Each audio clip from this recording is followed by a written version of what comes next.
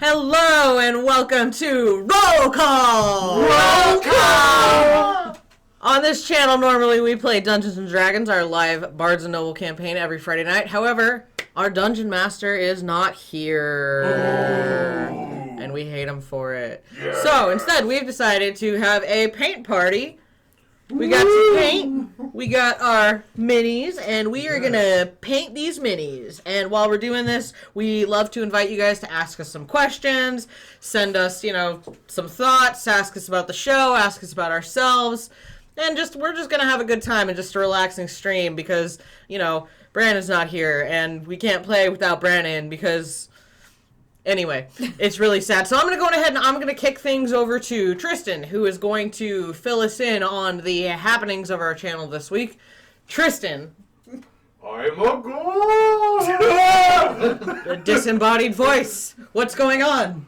Last week we saw the play session on YouTube on Monday.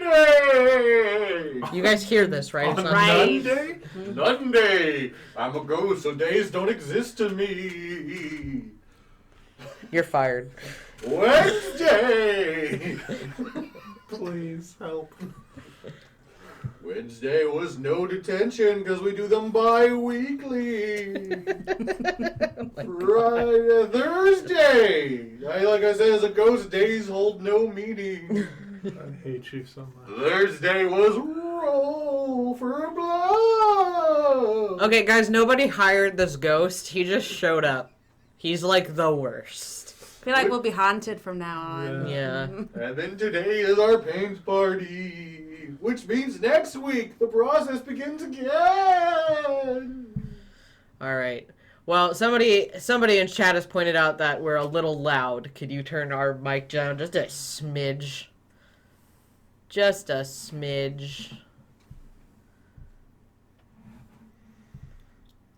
Just a smidge. All right. Thank you, production. guy. Thanks, production guy. Waiting in the wings. So, today we're going to be doing our paint party. Tomorrow, by the way, if you like TTRPGs, I'm going to be on Junie Von Etch's channel playing Vampire the Masquerade starting at 2 p.m. Eastern Standard Time. I'll go on ahead and put that link in the description. So we don't actually have a story for you guys tonight. So we're going to just go ahead and get started painting our minis. We'll talk about some stuff. We'll eat some pizza. We'll shoot the stuff and just have a overall good time. This is a really laid back stream. Basically we are just chatting. Ghosts are better than vampires. If you don't get over here right now. We're gonna fire this guy for real. We're gonna have to find a new sword. I own part of the company. You can. So I don't know if you guys can see where normally we'd have our DM sitting. You guys can actually see a painted version of my former character, Calmine. She is no longer a part of our group for the time being, but there she is in all of her glory, just painted. She looked very cute with her Eldritch Blast and her bottles of whiskey on the ground. So, you guys kind of want to talk about who you're painting? Chris, we'll start with you. Sure, yeah, absolutely. Painting people. I actually have 2 characters tonight because I'm currently playing in 2 campaigns. That's how that works. You're a monster. So, of course, for this campaign, I play as Solomon.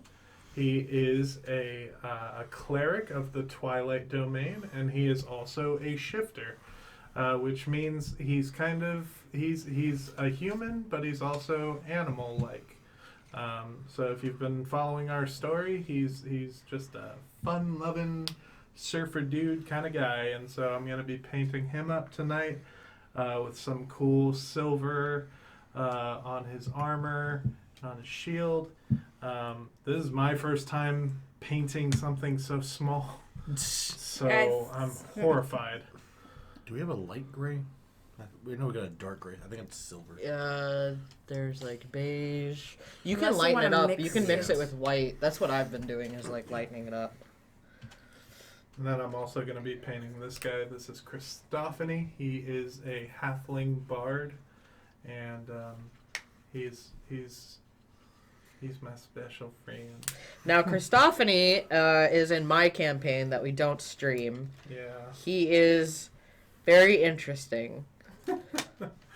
He's the best character in the whole campaign. He never gets into any trouble, and he's the most heroic SOB you've ever did see. Your roll for persuasion did not go as planned. You failed that because I think our viewers just got a nat 20 on their insight check. I gave them advantage on that. So D&D humor. Oh, we're so clever. Tristan, who are you painting? 3 guesses, and the first 2 don't count. Sorn. Doesn't count. Sorn. Still doesn't count. Lilith. Yes. Oh, gosh. That would be a correct assumption that I am painting Lilith. No, I am painting Sorn. Go figure. Hold on, you have to do it. Do the thing. Julie, do the thing. Julie, do the thing. Do the thing. What thing? Sorn, Thunderfish, Jotunheim. Oh, Thorn. Sorn, Thunderfist, Jotunheim. That thing.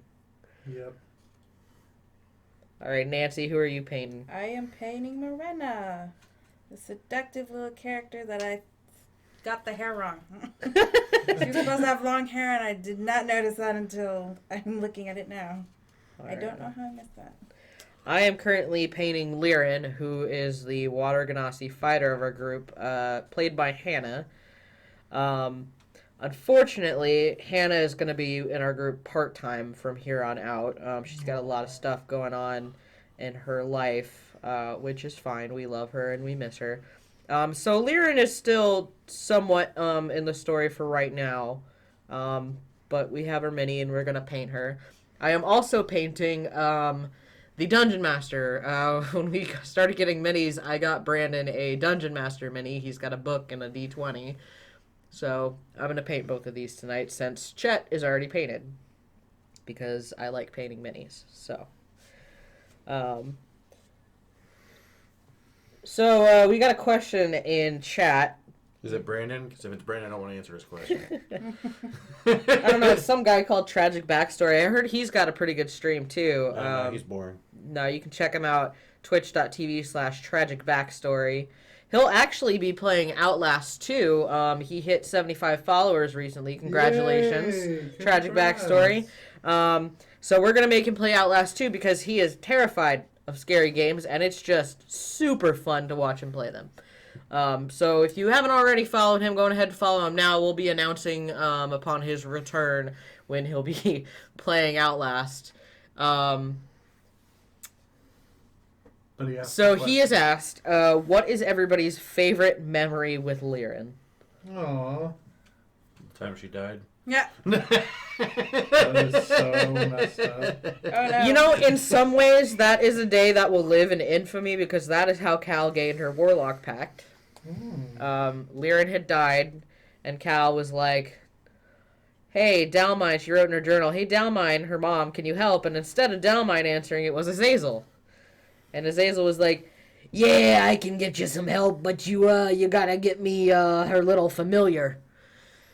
So I sacrificed Cornelius, Liren's familiar, to bring her back because, in my mind, player trumps familiar. Fight me.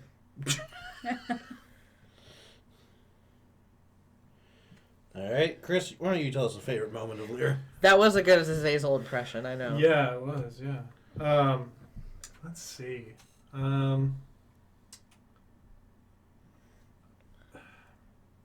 You know, Solomon and Liren haven't interacted a whole lot.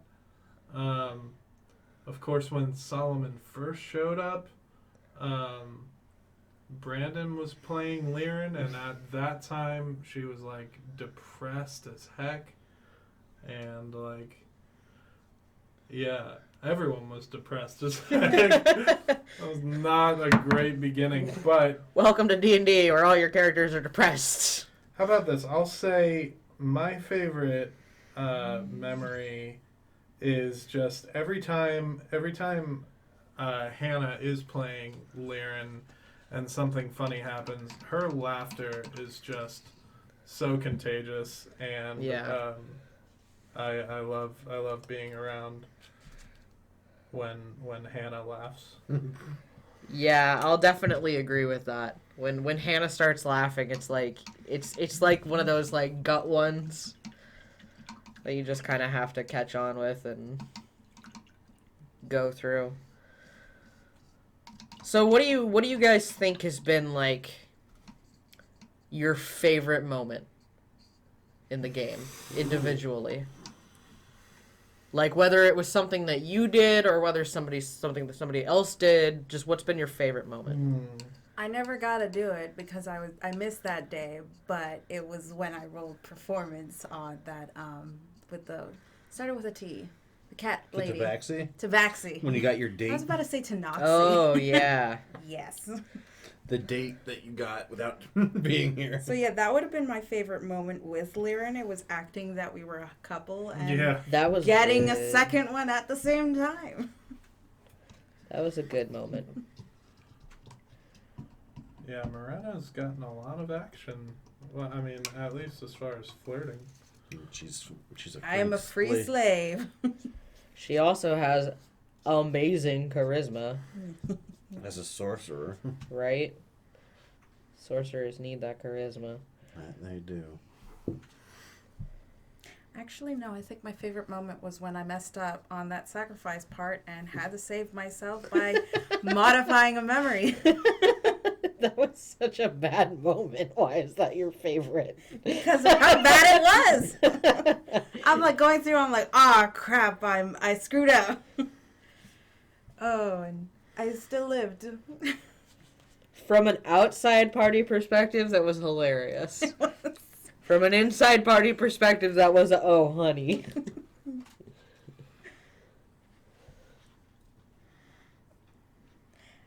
Yeah. I am no big brain. I don't have brain. No, that was the elder brain. That was the big brain. No, I don't have big brain. No, you're right. You were in service to one when you were with the mind flayer. All right. So it should be noted that we are the minis that we're painting. We had them custom made on Hero Forge. Yeah. Yeah. We definitely like Hero Forge for the amount of customization you can do. Oh, yeah. And if you haven't heard of them, you should definitely check them out. They currently now have a Kickstarter going. It's really going. Yeah, it is. They are developing ways to 3D print in color. So if you were like, man, I really don't want to paint minis like us, like we're terrible at this, you can by all means help fund their Kickstarter, and for more money, but nothing outrageous. You can actually make your mini and then have it printed in color, and that way you don't have to paint anything. It's a total game changer. Yes, it is. Literally. And I think it's a really good idea, actually, because, like, just thinking about it, like, what we're doing here now is so time-consuming, like, and trying to get all the little parts right. Like, I think it's fun. Like, this is stress relief for me. But, like, I don't have time to do this with every single mini I have. Like, Yeah. You know what I mean? So I think that it's really great. Tristan, do you have a favorite moment with Liren?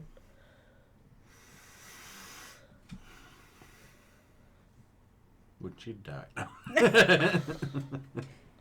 Can't I mean, say it when she Soren. died. As far as a player goes, it's tough because I think one of the best ones is when she wakes up in a horse trough. Oh, yeah. Yeah, that was a good funny moment. As Soren, it's tough because he and Liren have always been on each other's like good side. I think it's because since they're both like the lawful good characters, they've kind of like connected as far as that goes. Yeah, you guys haven't really ever been at odds, No, So boring. right? or the lawful good. Lame. It happens with lawful good characters. Lame.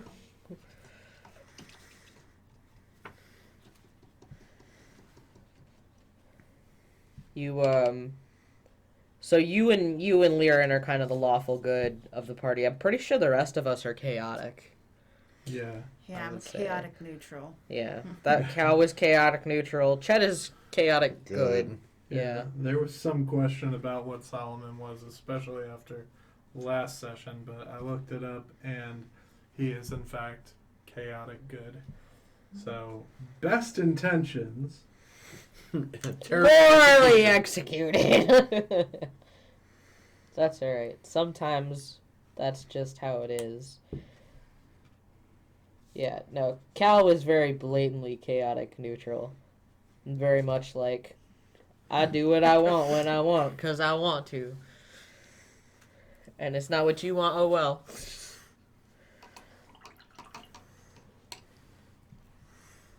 I don't actually need this color, but I bought new paint, and I want to know what it does. So if you guys could trade characters with anybody else. Whoa. Based on their personality or based off their actual playing ability? Yes. Now, is that just amongst this party, or amongst other characters we've met, or other parties that were other people that were part of the party at one point? Let's start with amongst the party. Let's start with The that. current party? Yeah. Well, okay, let's go with the full party.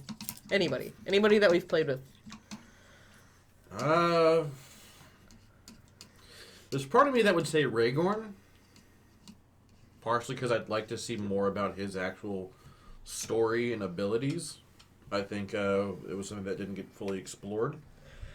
I would say Solomon, just because he's another tank character. Or Lyran as a fighter. Would be the easiest transition for me. What about you, Chris? Oh, man. Brandon's had a lot of good NPCs. We'll do NPCs Yeah, next. but, Let's start with party. Of the actual party...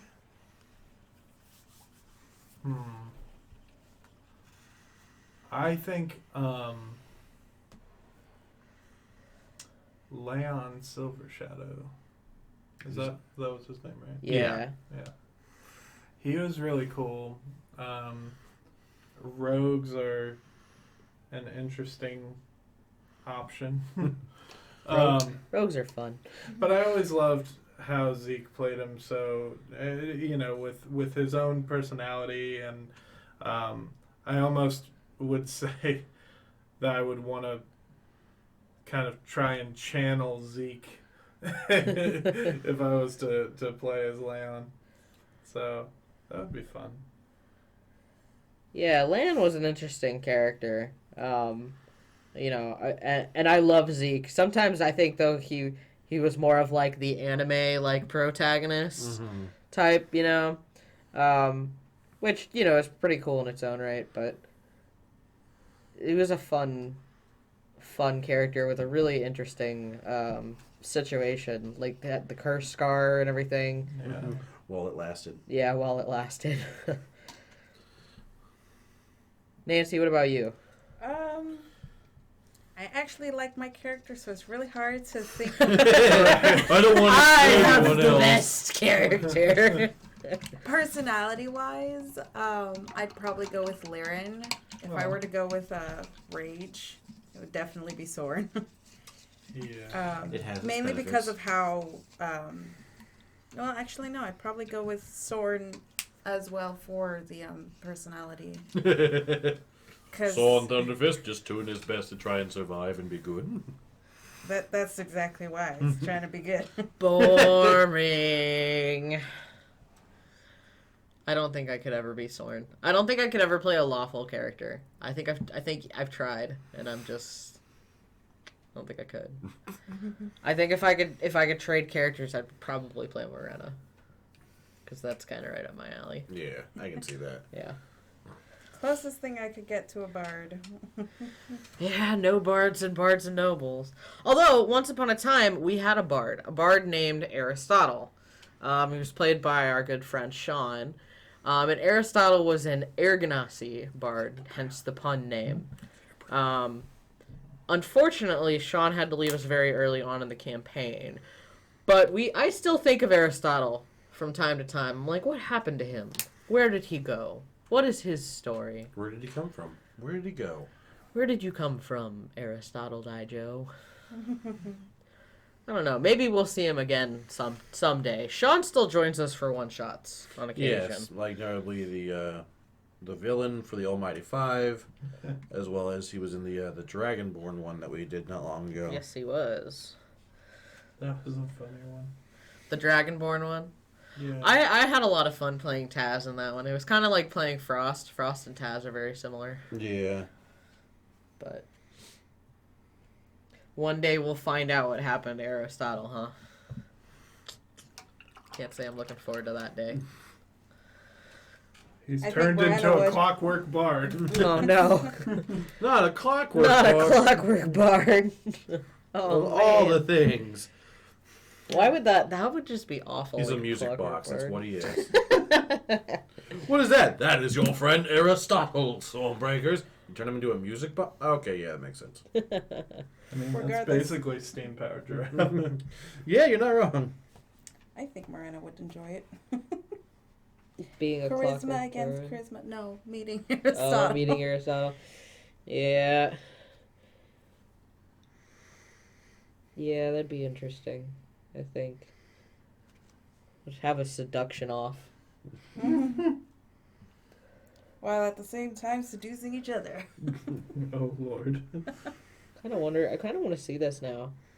All right, people, place your bets. Who would win in a seduction off? The bard or the sorcerer? Sorceress.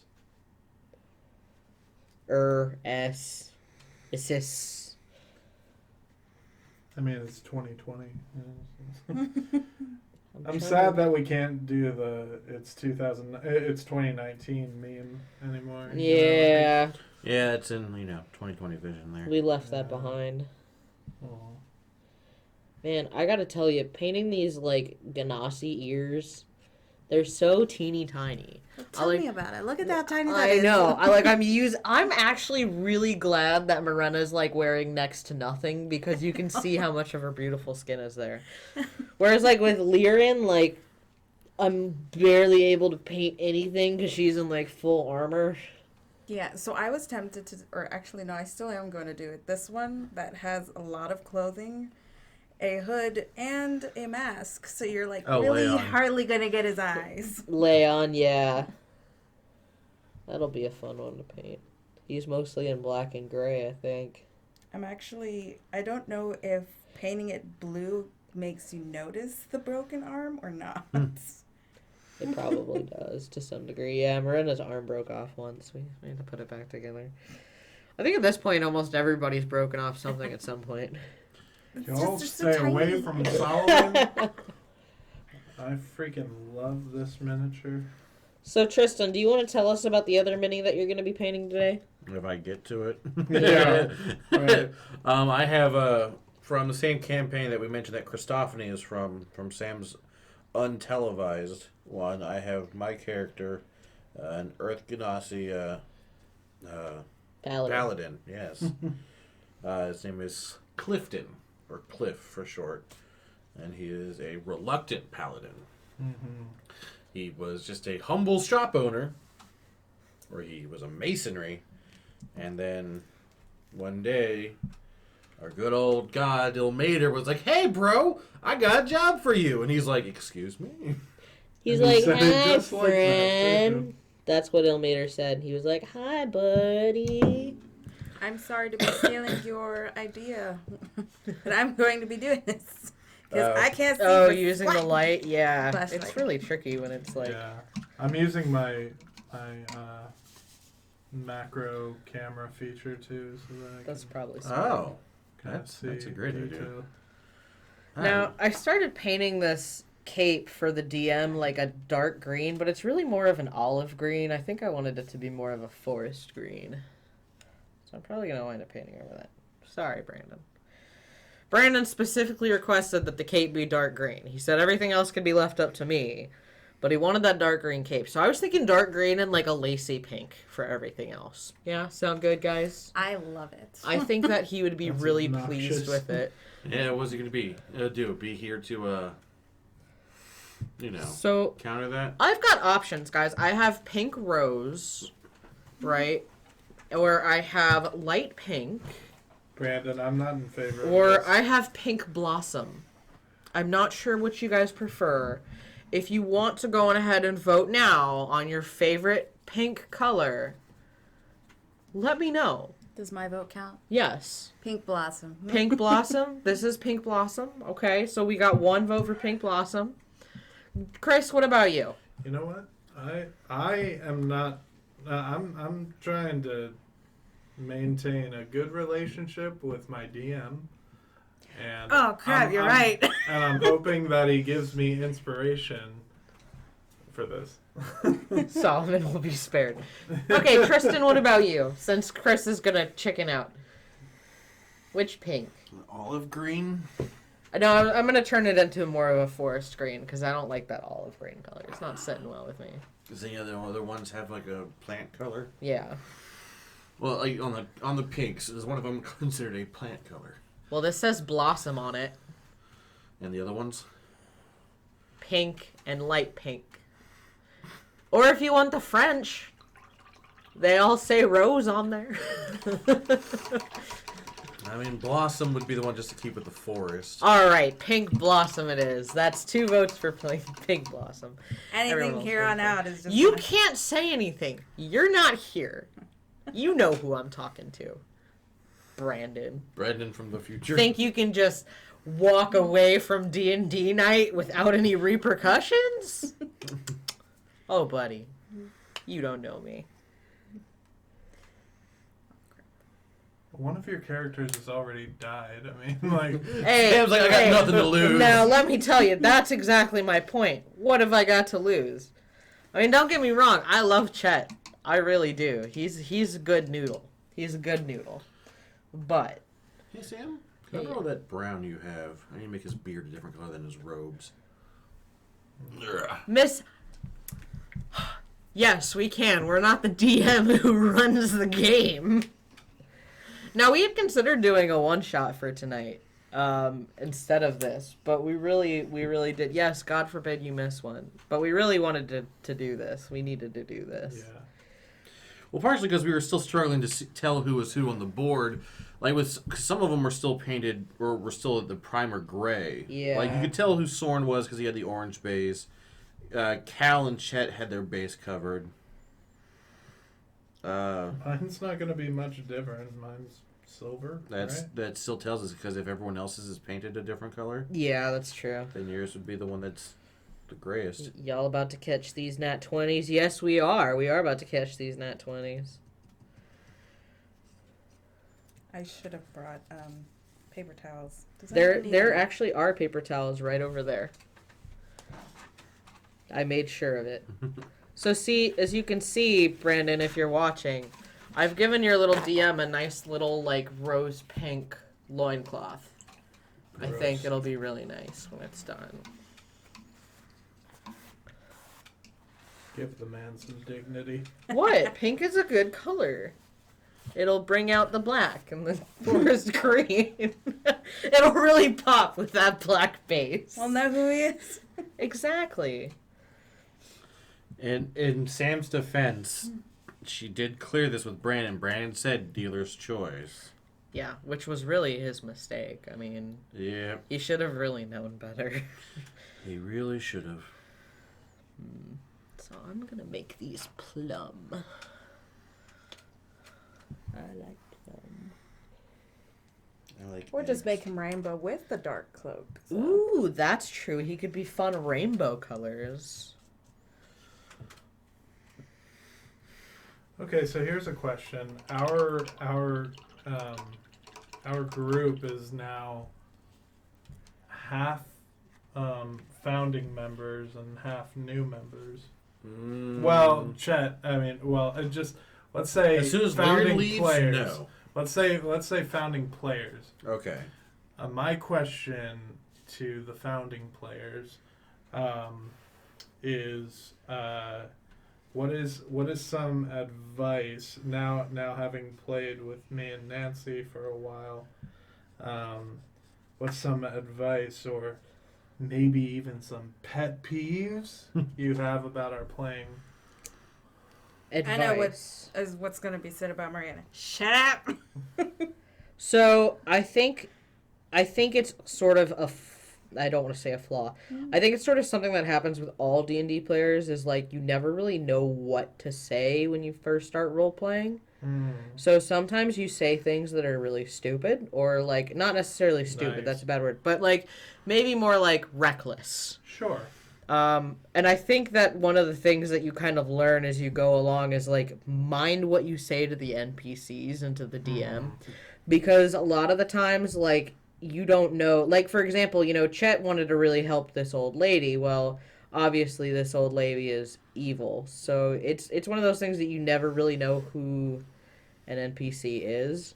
And if you cross the wrong one, you could pay for it pretty severely. Right. It's one of those things that you do, and it's for everyone who plays, any kind of tabletop like this. Most of the time, the DM is keeping track of what you say and how other characters and groups would remember that, or how it gets passed along to other people. Yeah, I know, like, me as a DM, like, when you guys interact with NPCs, they all have a certain level of, like, okay, what is their starting attitude towards the group? Are they neutral? Are they inherently evil? Are they, like, inherently a good person? And then from there, everything that you guys say and do affects that relationship. I dropped one. So I think that would be my big piece of advice would be to, like, mind your words to Mind the NPCs pedestrians. and to the DM. Not so much because, if you call the DM like a stupid poopy butthole, that he's gonna, do something mean to your character next session, even though he abandoned you on your regular Friday night game and it hurts you real bad because you have abandonment issues. But, more because you don't know exactly who that NPC is and what they can do. And Right. you'd be, it's like the first time you guys encountered Fox and Morena, even though we'd said don't say stuff about his name, immediately first thing out of your mouth was about his name. And he did that nice little backhanded you across the room spell. Like, that's what I'm talking about. Like, you never really know. You see how this is. How is this? Is this good? I feel like this is good. This is going really well. I don't know about you guys. I'm having a grand time. It's great. I actually might enjoy this more. No, I don't enjoy this more than the I was game. like, I would never okay, say that. hold on. It's like, now we have to kill So, you. Tristan, That's I'll me. pass the question over to you. What do you think? The best thing to try and remember is to be, when you are playing a character like Chaotic Good, is Chaotic Good, not Chaotic Stupid. Yeah. You'll hear that term a lot when you talk to people about alignments, especially more seasonal like DMs and stuff. Right. It's Chaotic Good or Chaotic Evil or Chaotic Neutral, not Chaotic Stupid. You make decisions, you may be a little bit more chaotic, but you're not making just like dumb decisions that your character has no reason to make. Or like Or just to see not what happens. thinking things through all the way, or like being like, oh, how could this affect things in the long run? Yeah. I think learning how not to play chaotic stupid is sort of tricky sometimes too. It is, and I think that's why I try to lean away from chaotic characters, because it's hard to say I'm going to play a chaotic character and not do something chaotic stupid more often, and that's just me as a player personally. I think chaotic neutral is pretty good at trying to ride that line, because you just do what your character wants to do, not necessarily, because that's the easiest way to describe chaotic neutral is like what does your character do, and it's just whatever the hell it wants, versus like your chaotic good, people I think feel more inclined to do chaotic things that would be good. Like, for example, and this isn't to throw you under the bus, but like the emergency tracheotomy. Uh-huh. Yeah, that actually is a good example. Like, where it's like Solomon could have easily been like, oh, let me try to do some healing spells or something like that, and with you going chaotic, you're like chaotic tracheotomy. It's like, Does Solomon have any background in surgery? Does stuff like that, and and sometimes this is where just making a joke at the table can lead to problems. Yeah. No, so I was watching your guys' roll for bluff about that episode. The answer is no, it was not a joke. I was 100% serious. And I'll tell you my mentality. Of course, Solomon's a healer, and he has healing spells.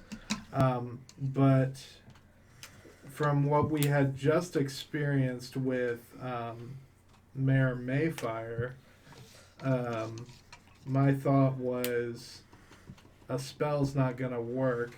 Right. And so it's kind of like I was wanting to do like one of those just like DIY solutions, like an action hero would. Like a MacGyver situation. Right. And so no, I had fully intended on that working, and yeah. Funny enough, I said it before, and I'll say it again. I actually had a lot of fun last session, even though Solomon did a lot of goof ups.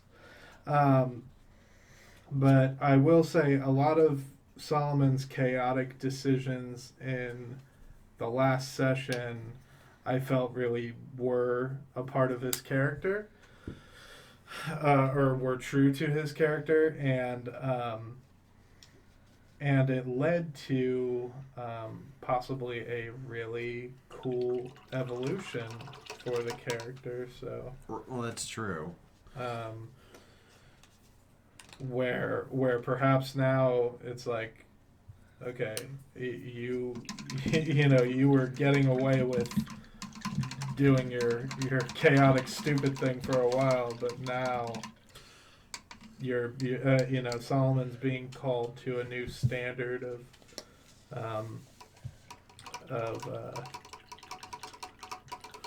I guess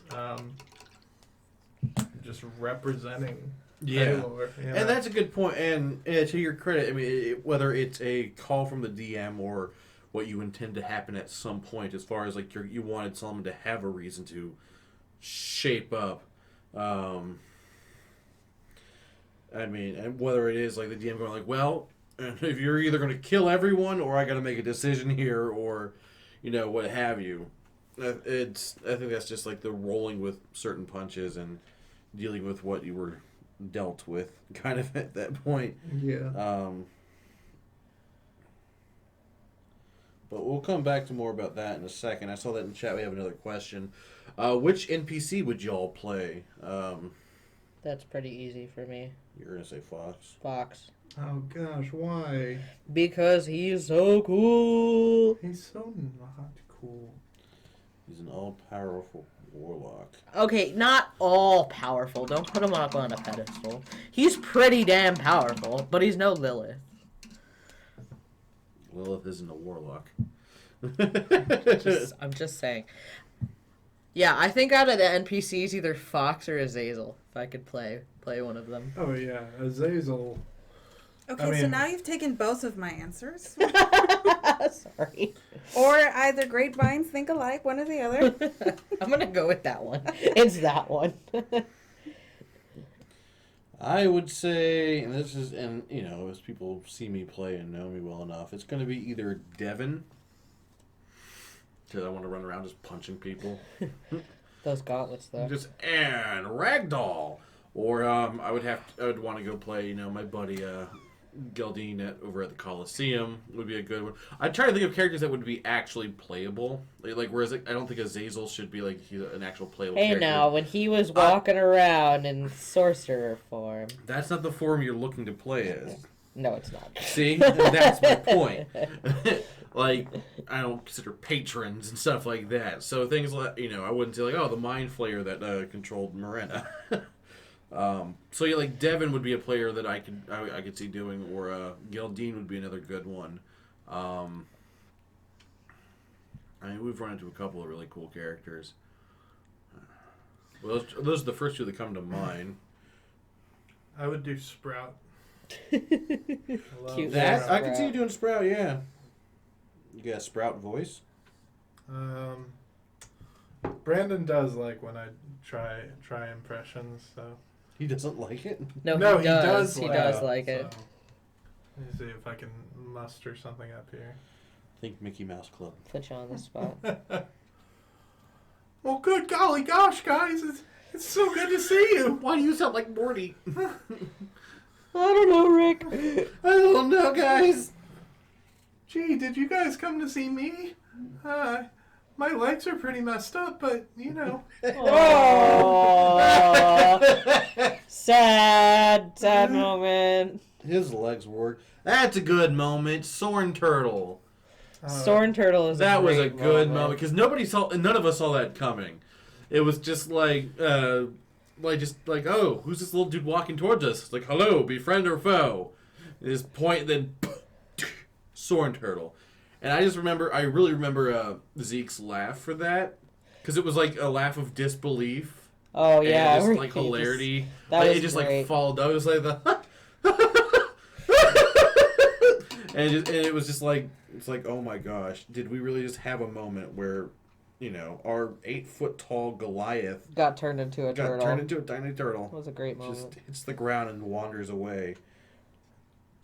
That was before we came along. Unfortunately. Oh no, guys, it's almost like we've been playing for half a year before you guys joined. Had a lot of fun moments. Listen, none of that counts. What? There is new canon now. It's all canon. It's all about. We're just in Solomon. season 2 with a change of actors. It's like NCIS when Kate dies. Oh, that's Spoiler. sad. Thanks for the spoiler. That show I is was gonna say, almost do you know 20 how years old old that is? now. They are in season 17. Right. So I don't have access to Oh, platforms to watch movies, and I never had cable. oh man, we're gonna start another argument. Hold up. Oh well. It's like one of the many things I have on my list to watch, and I'm gonna die before I get to all. Yeah, that's the way watching TV works nowadays. Everyone tells you about a great show that's on, and you're like, That's nice. Number 342. Right, Yeah. gotta add that to the watch list now. Of course, you have to get through, watching the reruns of Scrubs for the 50 billionth time to Come get there. on. What, you love Scrubs, don't I? I love it. I know, No, I do that's too. what I'm saying. Yeah, like, come on, let's do it. I went and saw a cool movie yesterday. is it D&D related? Am I not allowed to? Tell us about your cool movie. Let's Whatever, hear about dude. this movie. Oh boy. It was a question. It wasn't a denial of his opinion. I just asked if it was D&D do you related. know of any D&D related movies that are out in cinema right now? There might be. All right, well, let's The go Alamo check it plays out. old movies all the time. They were probably watching the If there's a Dungeons and Dragons screening at the Alamo, We're going. we're going, and We're we're gonna going. have to vlog it. All right, we got another question. What is your dream character? Can you A be a bard. little bit more specific, chat? As far as dream character goes, like, are you talking High about level? like high level Anything or? that survives to a high level that feels effective. So a druid, a high level druid, because we see they don't die. Oh yeah, if you guys haven't checked it out, I really encourage you guys to check out the Wildfire Druid, that new that UA subclass. It's really cool. Like, I don't like druids, but I would totally play this druid.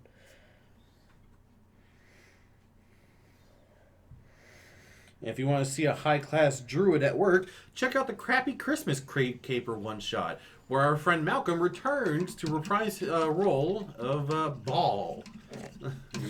Good old Ball. He played a druid, a high-class druid, or high-level druid, I should say. Okay, so what is your level 15 or 20? What is your dream character makeup, race, class, and subclass? I'm pretty much playing it. So, Morena, but as a bard. And can much see more it. seductive. I just feel like we Wowie keep zowie. coming back to this bard, guys. I mean, in all honesty, I'm pretty much playing what my ideal character is. Like, I started off with a character I really, if I were like, build your D&D character, it's like, okay, he's an 8-foot-tall muscle mountain with a hammer. It's not that far off from, like, characters that I've developed over the years. Like, Chris, you and I have had things for years. Soren is not that far off from characters that keep showing up that you and I have done. Right, yeah. So, I'm pretty much playing the character that I wanted to start out with. Yeah, Not to say that I haven't made other characters I enjoy and look forward to playing, but right. I started off with my dream character, I think. I mean, Great. the other side of that coin is ones that I've dabbled in, they're much more homebrew. Like, for example, for my birthday this past year, we did the one-shot where I played a homebrew race called a Soul Stitched. Oh, yeah. Which is essentially a Frankenstein's monster. It's a soul put into a hodgepodge body. I didn't realize that was homebrewed. Yes, it was a race that I found on Tumblr. Good old Tumblr. That I imported into D&D Beyond. Because anyone who talks to me enough, I'm really big into like the Universal monsters. Frankenstein's monster has always been one of my favorite. The original book by Mary Shelley is one of my favorite stories. So to play that race, I would look really forward to playing that, but I think I avoid doing that for streams and stuff because I tend to avoid homebrew for streams and save it more At the request of our dear DM. he doesn't particularly like homebrew stuff in this campaign. Well, considering that his entire campaign's homebrewed. I think it's more like when you're a DM, it's hard to, like, if I was doing a full campaign, it's a little hard sometimes to make allotments for homebrew races or homebrew classes. It's a little easier to get away with in a one-shot. Well, I also think because there's something to be said, and we bring this up all the time where homebrew races are a pain. There's something to be said about... we're in a position where we're streaming live and we're building a community and building an audience. So homebrew can throw a wrench in that. Like if you want someone to, whether it comes down to fan art or trying to understand or even making something that is classes need balance, but racist means you gotta make a whole civilization. Yeah. And there's something to be said about that, but there's always something that you can muss with. I mean, like our DM Brandon has fussed with a few things. Like with Leon, he really wanted to incorporate the like Japanese culture because Zeke was really playing like an anime character. So Brandon would fuss with a few things to make it so that the Japanese culture was a subsection of Elven culture. That they developed over the years. Or, with Soren, the Norse culture is technically already part of it, so he could play up with that stuff. With you, Chris, simians aren't exactly usually... That's true, and I was going to say that too. I really appreciated... Because I came into this campaign saying, I want to play a monkey man. and I had searched far and wide for...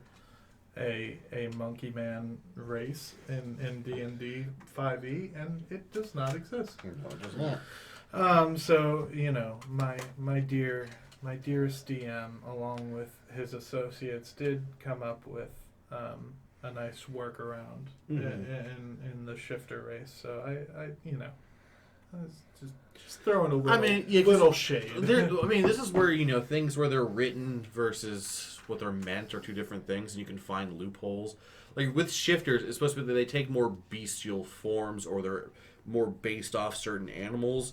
So they'll be like, oh, so this one's usually attributed to bears or boars, or this one's usually blah blah blah. It says usually, so it's like, okay, what if there's an animal that's not listed? You're like, okay, which one would be closest to this? Right. So when you're like, oh, a simian, okay, what would be a chimpanzee or a gorilla, depending on the version you're looking for. Right.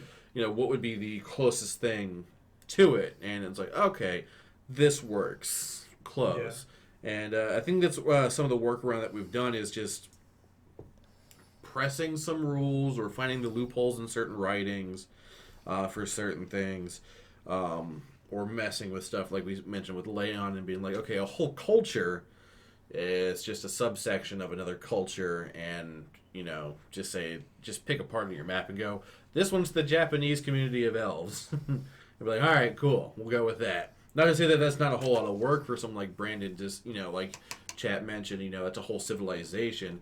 Yes, or as a DM, you make the decision it's a small sect, like it's a clan off to the side that has that one specific culture that nobody else talks about. So there are a couple options as far as that goes. But yeah, homebrew can make things much more complicated. I have to go make things so complicated. Yeah. I mean, me as a DM, I love homebrew items. I love homebrew classes. But I would probably agree with Brandon. Homebrew races could be a big pain in the butt. Which is why I think when it comes to doing things off stream, like I said, we're in a very unique position where we're live streaming these sessions, and especially when we're trying to build a community like we are, we want to make things accessible. So if we were to start to integrate a lot more like homebrew races and classes and stuff, there's going to be people that want to do some of these maybe, and it's not as easily accessible. Like if somebody wanted to make a character, similar to Sorn, they can a barbarian Goliath and go, okay, cool, that's pretty close. Right. Or, rather than like, oh, I want someone like Torn. And that was unintentional. I can't believe it. I didn't even notice. Seriously? I did notice it. It just made sense to me that my soul stitch would be called Torn, which I'd gotten from a generator of barbarian names. And he was a soul stitch, so I was like, oh, he's patched up. And, Stitch is like Torn. That makes sense to me. And, versus him, I could do it for a one-shot for my birthday, and there's not too many questions asked. But if I wanted to play him as a campaign, I'd want to do it off stream to give the DMs less pressure. Or if they would change their mind mid session, there's not that much pressure. Just like let me retcon that, or let me fudge that a bit, and it's just not overwhelming. Right. And I think part of it is like DM comfort too. You're gonna find DMs that are more comfortable with stuff like that. Mm-hmm. And then of course you're gonna have DMs that are like no homebrew, like period, end of story. And that's just DM like preference, honestly. Yeah. Well, so I've said what my ideal character was, and unfortunately it was Sorn or my soul stitch that I'd like to do, or one of my other backup characters is I want to do a luchador. It's one of the few humans I would ever play, because with D&D I tend to avoid humans, because why would you play a human when you could play a dragon? Hey, no, Chet's a nice guy. I know. He was also your exception. Yeah. So how about Chris? What would be your ideal character? Like your dream character? It's a good question.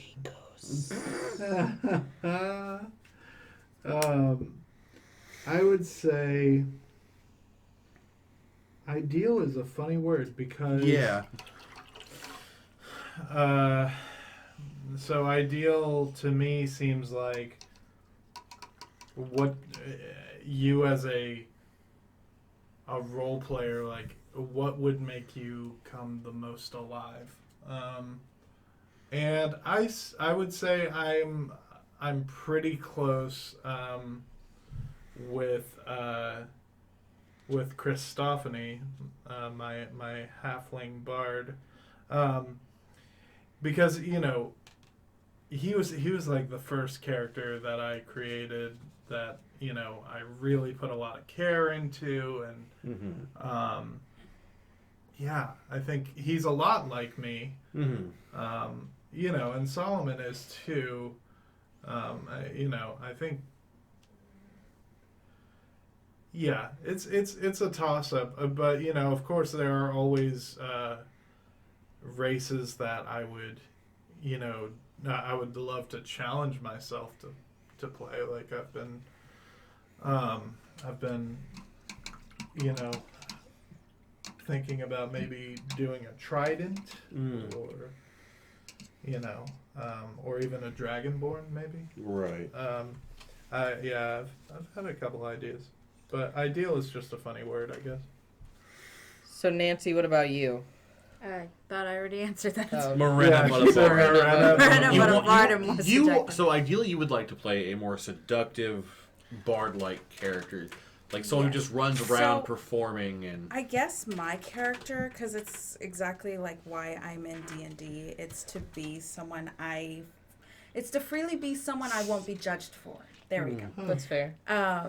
So I guess go with someone that's kind of like me, but what I cannot do in real life. I'd be reckless. I'd be seductive. I'd do all these things that could possibly get me killed, but it won't affect me. And that's fair. Interesting. That's a good perspective. I think if I could do it again, I would have just gone straight Warlock with Cal. I can see that. With just watching you explore more of the Warlock. Yeah. Well, I think when I first started, like, I wanted to play a rogue because I really liked the rogue class, and I still do. But I think after getting into Warlock, like, I think my ideal character would be Cal, but as a stray Warlock, just for 20 levels. I Fair think enough. that would be ideal. So how about least favorite NPC? Yeah, Fox. Yeah, Fox sucks. Tristan? Oh man, you know who would also be really fun to play is oh gosh, I just had his name in my mind. Our Loxodon friend. Hakar? Hakar. I am Hakar. It is time to shop at Hakar's. Kill mine. Get mine, me girl. Turn into like It's like Mr. Krusty Krab, yeah. Get mine, me girl. Oh man, I think Brandon probably had the most fun playing that character too. I mean, there's always Jubilee as well. Junie! He was kind of like just a drunk Jabba the Hutt a little bit. A like... little bit. Well, I think it's because I also have a soft spot for bugbears. Because there was a campaign that we never really continued, unfortunately, where I started to play a bugbear. And I like the dynamic. And this is where I'm very much a stereotype of one specific type of... I like playing big characters. Like, I find myself that I actively don't make, like, dwarves or gnomes or halflings. And maybe it's just because I play usually, like, fighter or barbarian characters. I tend to avoid those because those don't usually work. I say usually. Because I'm sure Brandon will show up and be like, what the heck? But so I like bugbears also because they have a very interesting, like, history as well. Because they're superstitious. Like, they have, like, this fear that talking heads are from one of their gods. So if they find a head that talks to them, they listen to it more or less. So, like, I'm playing a character that's not religious whatsoever, but if a talking head shows up, he's like, well, I gotta freaking listen to this thing now. Just because it's so ingrained into their personality and their culture. That's funny. Yeah. I think my least favorite NPC is probably some other people's favorite. I don't like Sprout. Oh. Well, good golly gosh, why not? That's exactly why. That's exactly why. He's so whiny. Yeah. Brandon's about to spam the chat. Hakar Noir. Sprout just sort of grated on my nerves. Like, From my goblin berserker barbarian with a 24 in strength. If I was a barbarian goblin with 24 in strength, that would make up for a lot of things. Okay, I'm done with my character.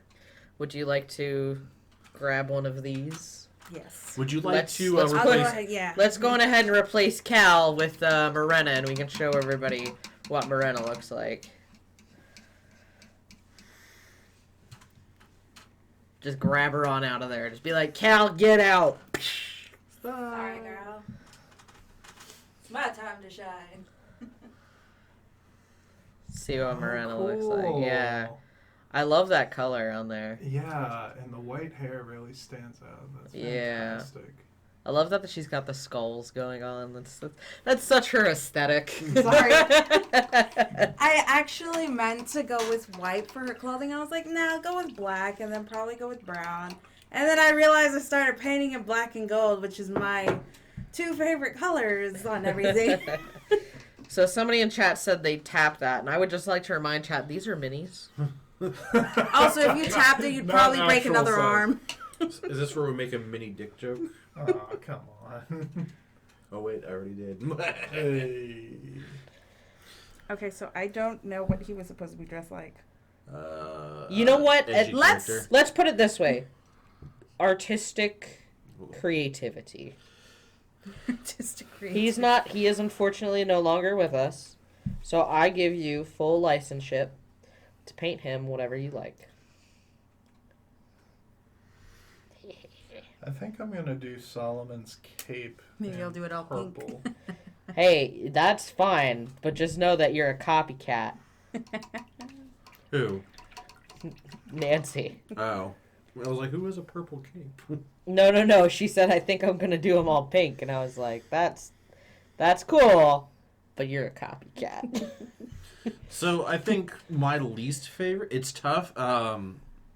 Fox has his issue. Like he's only a problem because he shows up, and it's just usually an omen of bad. Yeah. But Bellington, as our first villain. Bellington, I forgot about him. Bellington was the first villain that we encountered. The laugh was also one of those things. Like, yeah, you'd hear it, and it was just like a son of a bitch kind of a moment. I did not like Bellington.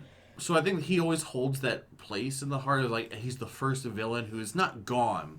Like we've recently found out that he's come back, and it's like you're kidding me. No, not this guy again. Like you almost feel like you're defeated because you couldn't finish off your first boss properly. Yeah. So that's definitely something at least I consider in that regard. So I guess I can't even say it's like my least favorite, but more of the character I hate for gameplay reasons of like being that villain. Yeah. I think honestly, I think one of the reasons Fox is one of my favorite characters is I feel like he's got a lot of depth. I can see that. I think that when it comes to NPCs, Fox is probably the most thought out. And from a DM side of things, he's definitely a really, really great NPC to have in your arsenal. Here comes Brandon to say that you're wrong. Fox is gonna die next session. Because you like him. I mean, you know what? Let me tell you, if Fox dies next session, I'm not going to lose any tears. I don't think anyone would. I don't think anyone would. But we the would reason, have Lilith let me on put us. it this way. Because we all hate him as much as we do, that's what makes him such a great villain. Oh, sure. Yeah. So I think just from that aspect alone, I think that's why he's one of my favorite NPCs. I think Brandon did a really good job with him, and kudos to him from a story perspective. With this color palette, Solomon's starting to look like Ozymandias.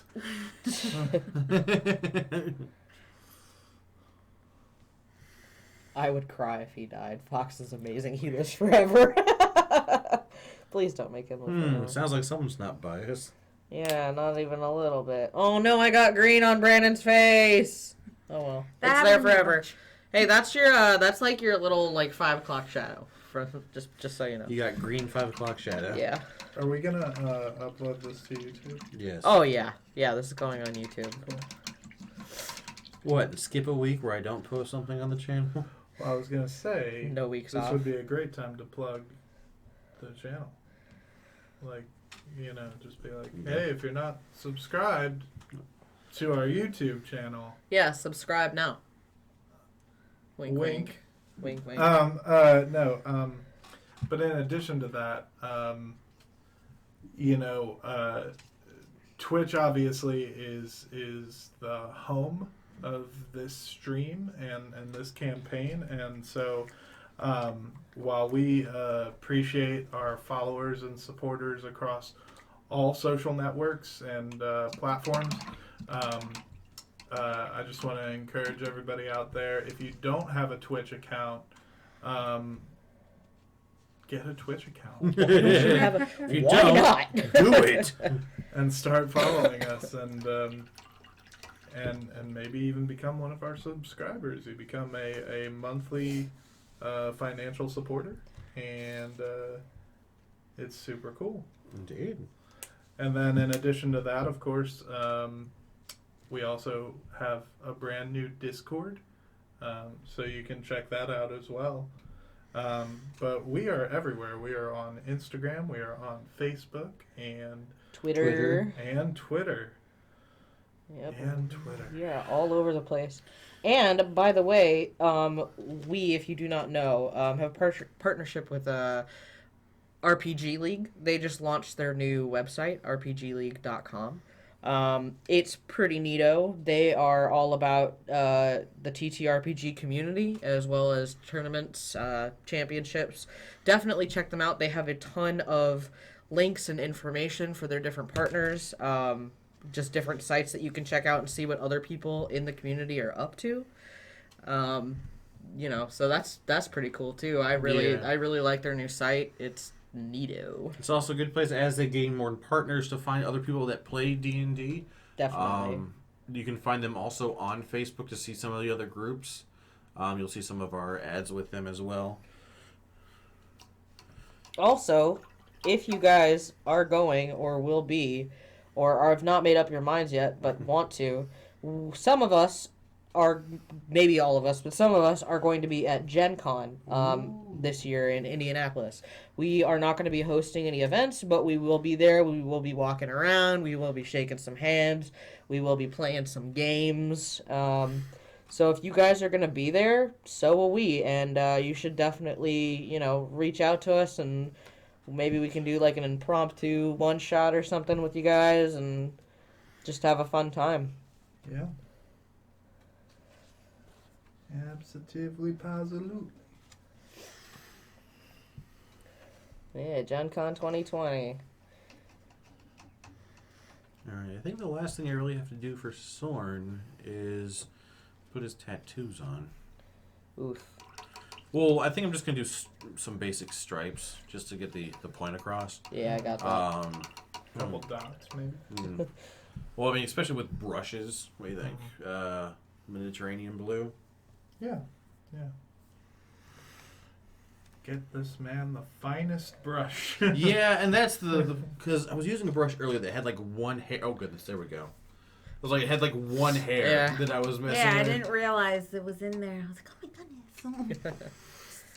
So, Chris, Nancy, you guys are new-ish. What do you guys think is like probably been your favorite spell that you guys have used? Since you're both spellcasters. Which of the two, Chris? Wait, what is yours? My black tentacles. Yeah. Those are. Those are my favorite. Oh yeah. I would say my favorite is banishment. It's a good spell. Because I mean it's just it's a good way to kind of like break up like a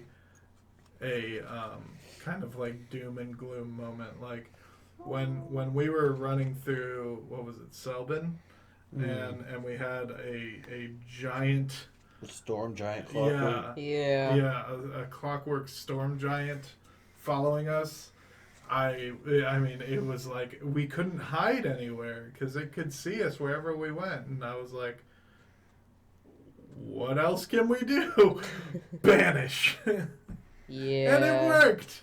That is a good spell. And I think I can, I mean, I probably don't speak for every DM, but I know I speak for myself when I can say that it's kind of a DM bane. Like, if you have a monster that, its charisma sucks and fails that charisma save, and then, hey, guess what? Your deadly or your hard encounter is now dropped.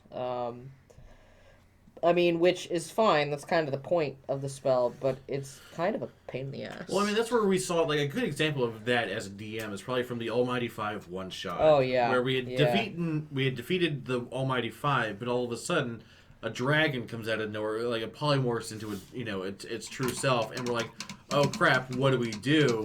And someone was like, banish. So then that meant it changed the initiative order, essentially. Yeah. And so it vanished. Everyone else ganged up into the circle of where it was going to show back up and ready to action. So the second it showed back up, everyone was ready with like a high power attack, spell, what have you. They're just like, okay.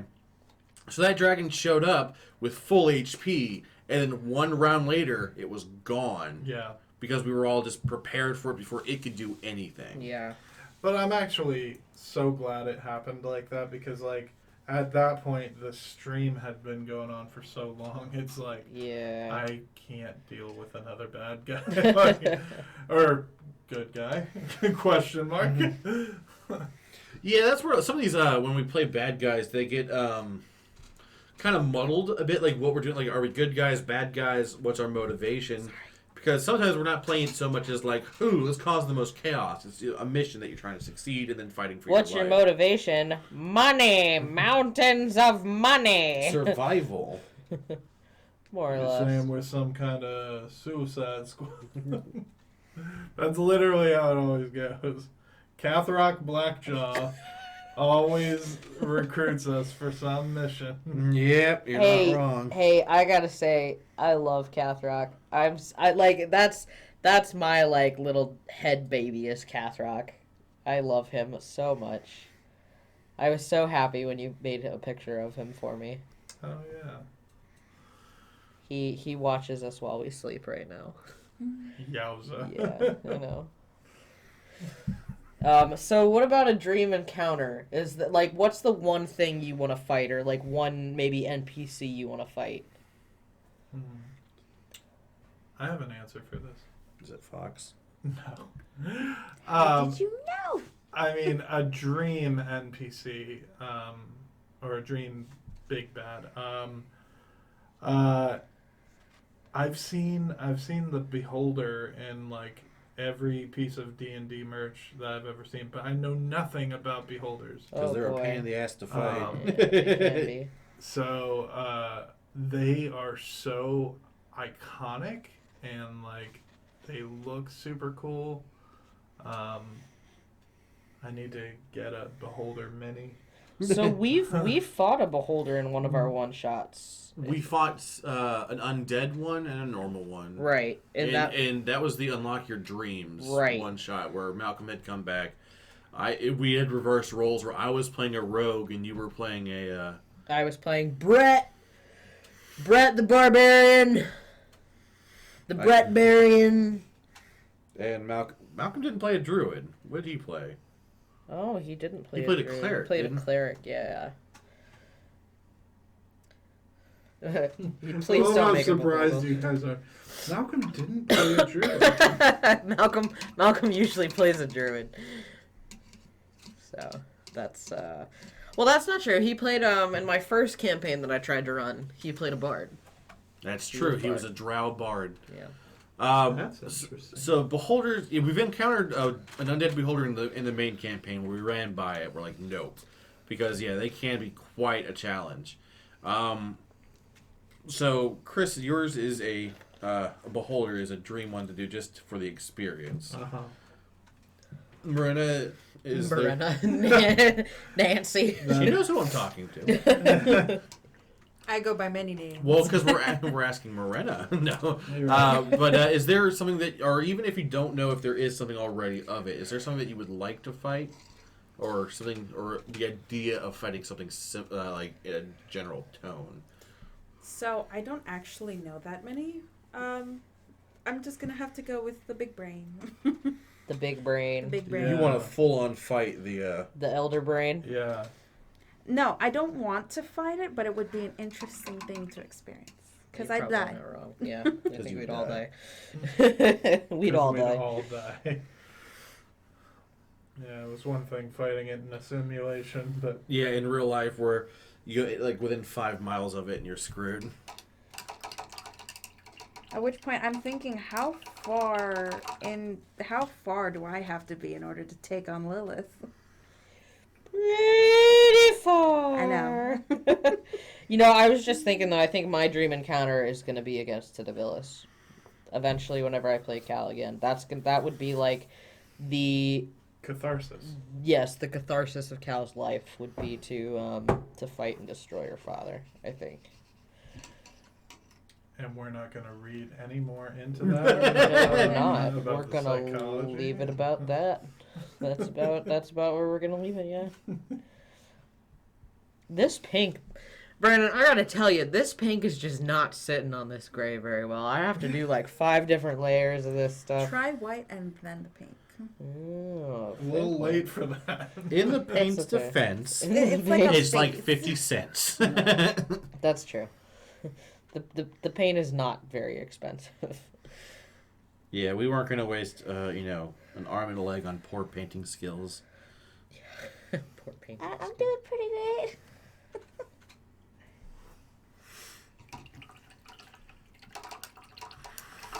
All right, so I'll be honest, this is my first time painting. Like, not a wall. You're doing a good job. what is a race that you would think you would never play? Never play. Yes. We'll start with that, and then we'll follow that up with what would make you change your mind to play it.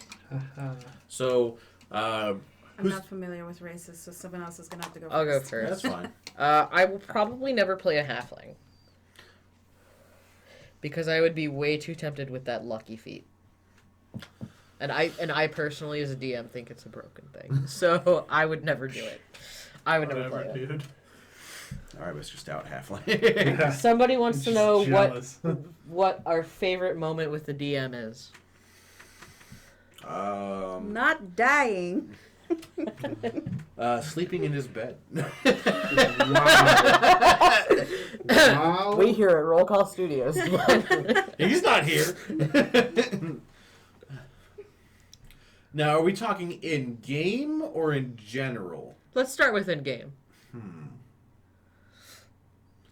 I think some of my favorite moments as a player, especially when I'm playing Sorn with Brandon, our DM, has been when we have Sorn interact with like Thor and Odin.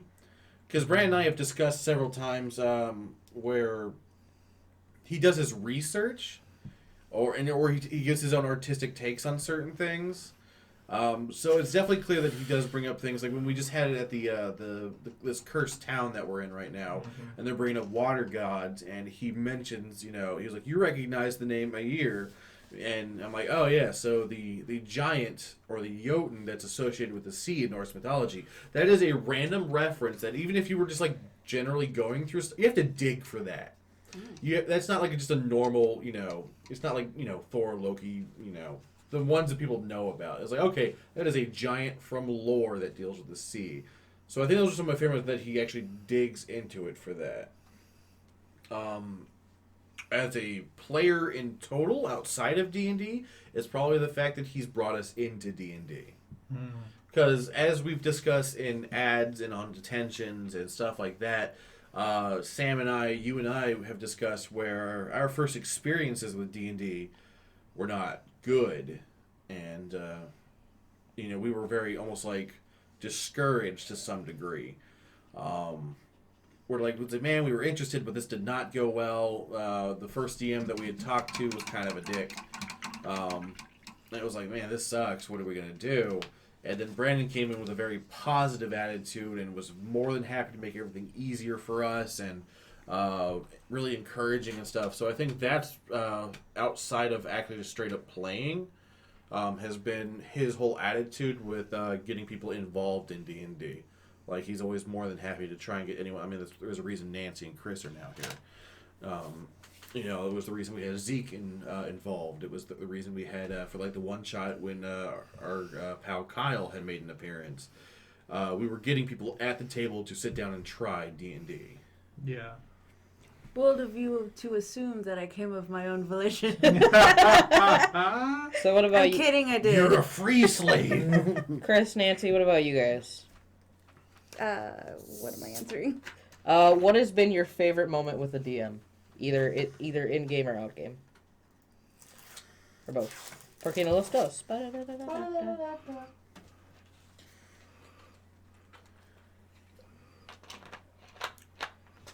Well, one of them's not quite. Well, I hate him. That's one. Oh, This was awkward. We weren't. we weren't prepared for this. Sorry. I'm going to just say more in-game. It's the fact that he actually goes into depths with it without you especially since I'm new. He takes the time to describe everything so I understand it. I mean, I'm Yeah. still new, fairly new. I've been You're doing this new. for, yeah. And he makes it easy. Well, some of that comes down to Don't D&D tell him Beyond. that. Well, Don't tell him see, that. here's the thing. I still kind of don't get most of the thing on That's D&D fine. Beyond. Just imagine trying to play with a piece of paper and a book.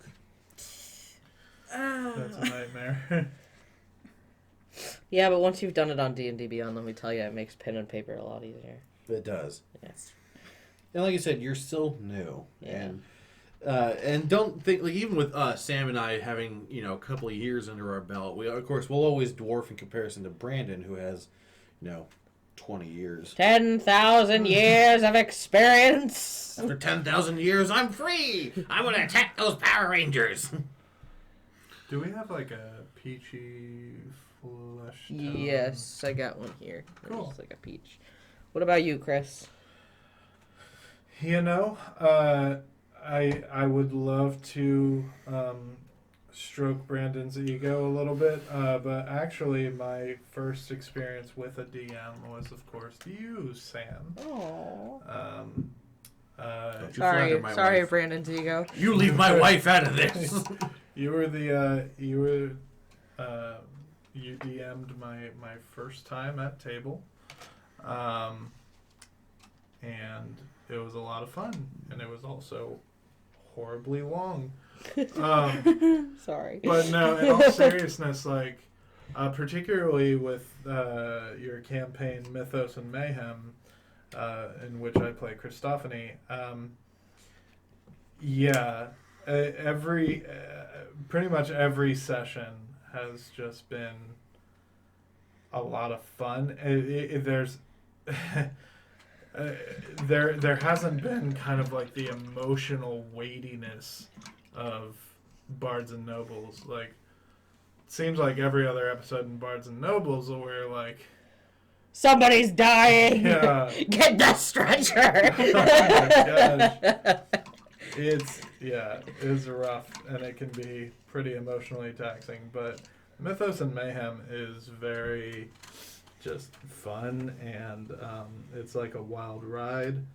And again, since I do have a slight partiality to playing Christophany as opposed to Solomon,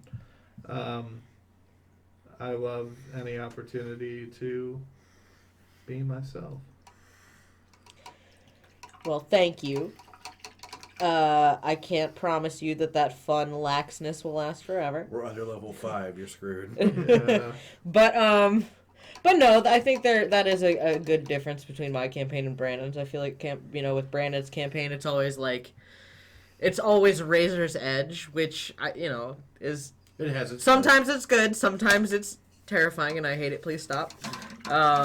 But whereas mine, I feel like there's a lot more moments of like downtime and like what do you guys want to do? You're not like this constant overbearing right. bad guy on top of you.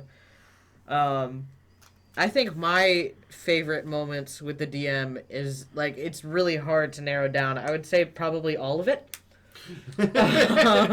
Cop out! No, and that's not. I mean, yeah, it's kind of a cop out, but it's really hard to say. I have a lot of respect for Brandon as a DM and as a friend. Like he's the one who taught me to DM, and he's the one who really got my love for this game going.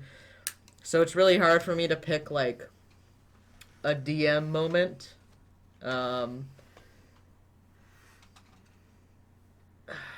I'll try to think of one. That's my dilemma, because he was my coworker, he's a friend, and now he's my DM. Yeah. I know him less as a friend than I do as a DM. That's not a good thing. Yeah, that is a weird thing. Just means that we gotta hang out more outside of D&D. Yeah. Because usually I'm Brandon. in and out because it goes tonight and I'm like, I want to go home and sleep. Yeah. We gotta actually start doing things together outside of the group. I mean, I think there's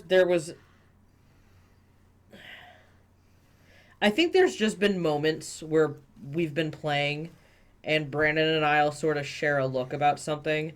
Not necessarily like about like another player or like, but more like about like story, like one of those like foreboding like sort of Although I kind of feel like you have an foreshadowing. Like, oh yeah, because I'm right across from him at the table. Well, you have an advantage because you could read his looks. Most of the time, I'm guessing. But there's sometimes where like we'll catch looks or we'll exchange looks, and I just like I know some shit's gonna happen, and I don't know if it's like because I'm a DM and I'm picking up on that more subtly, but or if it's just because like we said with Brandon, it's like there's always some shit happening. But I think those are some of my favorite moments. It's like when I just catch his eye and I'm like, yeah, we're gonna die here in a second, guys. But no, I mean, I love the whole thing. He does a really great job. He's a good noodle.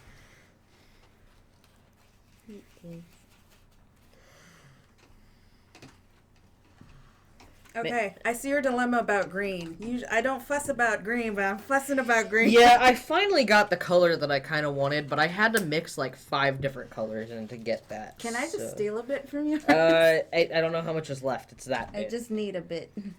It's just for the mask. Yeah, it's like... Oh, would it have helped if I had given you a picture of what he looks like? Oh, that... Well, I'm already halfway into it. I'm almost there with Lyran. I just have her arms. That's the picture I have. Her sword and her hair. We're getting there. I've kind of gotten to there. Okay. I've just got to make this black now, I guess. If you were in D&D, what class would you be? Barbarian. Bard. Would you? Yes. Like, Well, see, here's the thing. No, not what you would want to be, but if you had to classify your actual self as a class. Oh, I have no idea. Yeah, that's a little trickier. I would probably be a wizard. You're a wizard. I'm smart. I'm not like super strong. I'm kind of Dexy though. I know. I guess I could be a rogue because I've got intelligence and Dex. But yeah. Sorry, can I see the thing again? Oh, sure. Chris, I would be hard pressed to say you'd be anything but a cleric. Although I can see Bard. Yeah, he's But what do you think you'd be? Yeah, I was gonna say Bard. Yeah, clerics. I'm interested to kind of see a more traditional cleric because obviously Solomon is not a traditional cleric. Yeah, he's young and kind of foolhardy.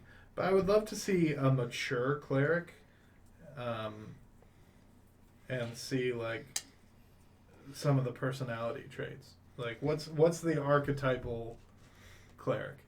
Well, I think that's where it's going to be a bit more subjective. Yeah.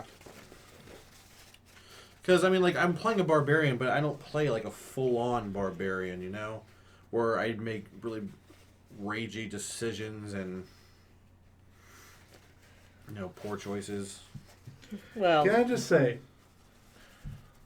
Sorn, one of the most annoying things about Sorn is, like, how much he, like, tries to like cover his ass. Like when he's talking to people, he's like, not that I'm trying to offend anyone. It's like the most unbarbarian thing ever. He's like, I'm just trying to keep the peace here, and my friends are just like, I'm like, come on, man. Lawful good. Well, and like we've said, Soren is not the typical barbarian. I think Soren is much more of a got that fighter mentality, really.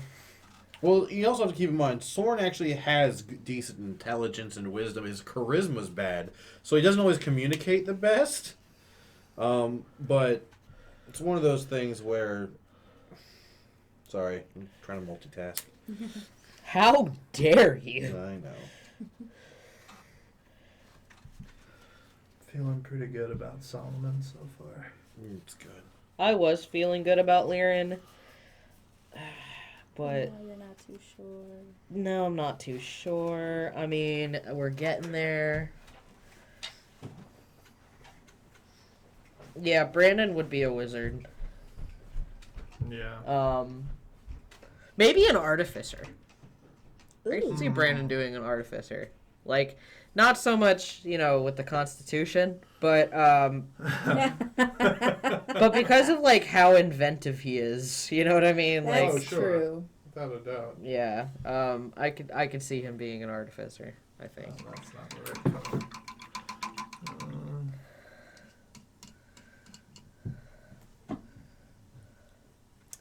Well, I was doing great, and then my blood sugar went all haywire, and now I'm shaking. Do you need a drink or some? Do you No, need to I'm get some good. food? Do we need to take a break? Well, no. I think it's actually about break I think time. it went Yeah. up because I had a Mountain Dew and then I had pizza. Oh, Lord. Gotcha. Well, I think we're probably gonna take a break here in a few minutes, so we can kind of, I don't know, force you to take a nap or something. So yeah, I think let's go on ahead and take a break. We'll be back in like, I don't know, 5, 10, 15 minutes, something like that. Give our painting fingers some minutes here. If you guys think of more questions, write them down, hold them up. When we come back, you can go ahead and throw them in chat. So yeah, we'll see you guys in probably about 5, 10 minutes. Bye. But no, not bye. Okay, Well, bye for the later. moment. Hello and welcome back to Roll Call. Roll call. Oh, so unenthusiastic, you guys. Sorry. Thanks. Roll call! There we We go. only do it at the beginning. We're back with our AMA paint party. For those of you who don't know, AMA means Ask Me Anything. But not just her. Ask us anything. Right. It's not just me. I'm not the star of the show. Tell us. Tell us. Then it would have been AUA. AUA, Ask Me Awoo. Anything. Ooh. Mostly we're focusing on D&D based questions, whether that's regarding, our favorite aspects of the game or our specific campaign or, things that we like or dislike about it. That's what we've been going with. And while we were gone, we actually did get a question. What's a class or subclass that you want to add to or tweak in D&D? That's a deep question. This is a deep question. So Also, by the way, real quick, if you've noticed the DM camera, we've actually traded out Morena for Sorn. Yeah. There's the he's finished. completed Look Sorn at him. Thunderfist. Anyway, continue. I'm used to Great working job. on very large props, so tiny details are not my forte. I'm used to like using painter's tape and stencils Yeah. and spray paint, and He looks great though. the wash tends to work a little bit better. Because I tried to do like a black wash on him to try and get into some of those details. But I think we're using craft paint versus model paint, so it's thicker. Except for you're using a lot more model paint with your silver. 'Cause Yeah, I have this the- silver is brilliant. Yeah, my lone silver for my random model paints. So as far as classes, subclasses, there's a couple that I know Brand and I have talked about. There's one where Brand and I have talked about is a type of spellcaster that's been that uses cards. So think of like either like Yu-Gi-Oh or Card Captors or Card captain. yeah, no, I reached way back for you and me. Wow, thank you. Things like that where cards are a predominant. That's Brandon's like baby because I brought it up at one point. He was like, "Oh, I'm already working on that." So like a spellcaster that uses cards. So like think of like how we just got you the cleric card spell list. Mm-hmm. So something maybe along like that where you can prepare your deck for a day. Right. Um, That would be and nice. so you can be like, "Oh, I cast blah," and you have a So card if ready you for want to that. be That's- Gambit, No, not quite like Gambit. Think more like Yu-Gi-Oh. okay. Because Gambit would be more just like a. Just throwing cards is it's more of a that's ranger. Yeah. or I would say almost more like a specific type of rogue. That's what I was gonna say, rogue, like with the throwing knives and junk. Personally, this is another one that I've talked to Brand about because I would like to do a fist fighter that's not necessarily a monk. So either like a new subclass of monk or a different version of a fighter where it's like fisticuffs and more grapple based, more stuff that Is that not just a fighter? fighters use weapons. They're not They more don't have fists as an option? So they do. It's your unarmed strike, but unlike monks, where your unarmed strike really does a lot of damage, it just doesn't. It's not as effective as like if you use your Right, like as a weapons. barbarian Goliath, I can hit for better than most. You got because what most unarmed is like a 1d4. Yeah, Like straight up something like that. 1d4, where mine's a straight up 5 because I'm a barbarian. Can I see the metallic silver? You want like The the little bottle? tiny bottle. The shiny. Yeah, I've been pretty much exclusively Before you using use that. it, Sam, put on the lid and give it a shake first because it does separate after a while. Yes. But yeah, so yeah, there are monks, but I'd like to make a monk that's not necessarily, a monk. If you know what I mean, like not necessarily using like key points, like I'm one with the world. That's where I think like using it as a subclass of fighter, where you're just trained well enough and have something like brawl points versus like key points, where maybe one of them's a straight up grapple, where you can grapple an opponent and maybe do a sleeper hold or something. Well, but you're because I don't necessarily want someone to use like there are the options where Brad and I have talked about using like much like Devin like fist like knuckle dusters or gauntlets or something like that. Like there's part of me that just wants to like run into a dude just beats the crap out of people with his fists and they count for a lot because he's trained for being a boxer or and maybe a different a UFC fighter more or less. So something like that. Like I'd love to just play like a dude comes in and is like, I don't care that you're a demon lord, I'm gonna punch you in the face. Boom! Holy crap! He punched me hard. It's like this dude really did something. So that's one that Brand has talked about, one that I've kind of talked about. Does anyone else have any like new classes or subclasses that they've thought would be cool? Refresh my memory what a subclass is. So subclasses is like you are a sorcerer, but you're an aberrant mind sorcerer. That's a subclass. The aberrant mind part. Okay, so I don't know that many subclasses, so I can't really put in an option.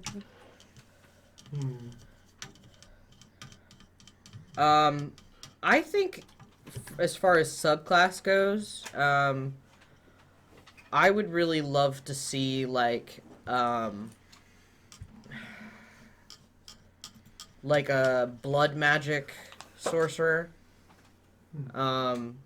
Like something maybe like borderline like blood huntery. But like kind of like a bloodbender. I think that would be awesome. yeah, that's kind of what I would be looking for. horrifying. Yeah, I'd love it. I do. In fact, I think I want to do that next. Let's just homebrew a bunch of blood hunters, please. Yeah, yes, please. How about you, Chris? You're one of those crafty story people. Well, I've always been personally offended that the Christian God is not within the pantheon of gods, and so I would like to amend that. Well, here's the thing. Even with Greek mythology and Roman mythology, it's still derived from the same thing. It just, along the translation, it kind of went wrong. So angels became gods. Right. Yeah. When I was developing Solomon, and even when I was developing Christophany to some degree, I was, just, waist deep into some like researching and looking at like just all the gods and deities within the world of D&D, and I found a couple like joke Reddit posts and even like a couple homebrews of like the Christian God, and it had like crazy stats, like just totally broken, just ridiculous. But it's also really cool from a role playing standpoint too. Like Christophany follows Ilmater.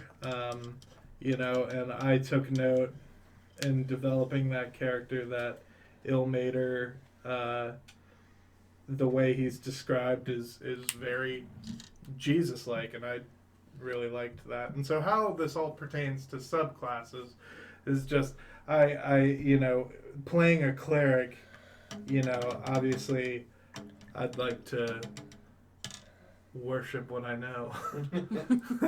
That's fair. That's fair. Yeah.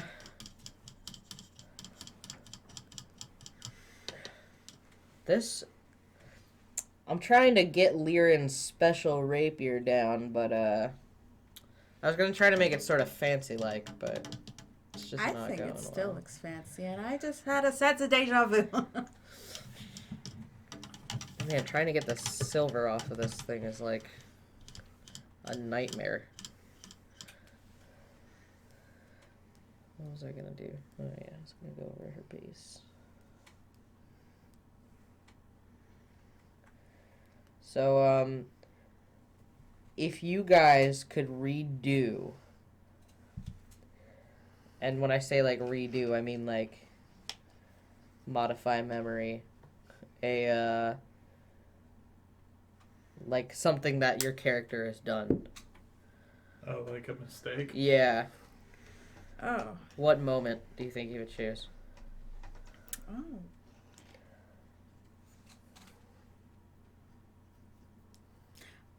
Okay, well, I don't really regret it, but the time when I said something about Fox's name, It certainly... it would put me on a much less aggressive standing with him. Yeah.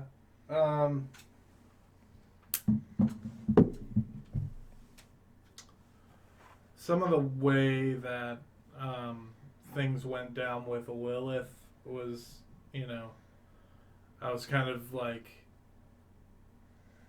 I was definitely as a player, but I felt even I was even injecting, or not injecting, but projecting some of the emotions that I've genuinely felt Solomon would be feeling, you know, in interacting with Lilith. You know, I was like, yeah, you know, with Solomon being a young cleric, you know, particularly of Pelor, it would make sense that he would be like indignant and even a little more sarcastic, like, you know, like, ooh, I'm real impressed. Look at this, the mother of demons, everyone, you know, like,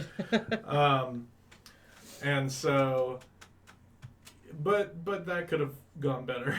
But then, obviously, you know, the most recent kerfuffle in accidentally slitting a man's throat, I would absolutely redo that. Yeah. I think I would, no, I would still sell Kikyo Soul. Spooky No leftovers. doubt. I think there's always going to be a part of me that kind of regrets letting Cal go. Well, I mean, you do have, and this is the disembodied voice thinking here, but I think it's one of the, you didn't really let her go. You did something that made sense. It wasn't that Cal died, and it wasn't like Cal was given up on. It was a character who now has a different mission, which some of these other characters that we've had in the Stormbreakers does the same thing. Bilal is always welcome to come back, right? Because his character went off and did something else. You'll have Aristotle had to leave, and so he's come back, or he can come back. Same thing with Rhaegar. Like, all these characters are welcome back. So I don't think you gave up on them. I think it just sucks that, you know, it's one of those things where we get connected with these characters. Yeah. I mean, I love Chet. I love playing Chet. I just think that I miss Cal. I do. We all miss Cal. Yeah, I think everybody has a special place in their hearts for Cal. At least in my dream world, they do anyway. Press F in chat to pay respects. Press F in chat, yeah. Anybody else? This is going to sound like an odd choice, but I would say I kind of wish that Soren had succeeded a while ago with hopping in front of the child dragon during the Tower Worm segment. Because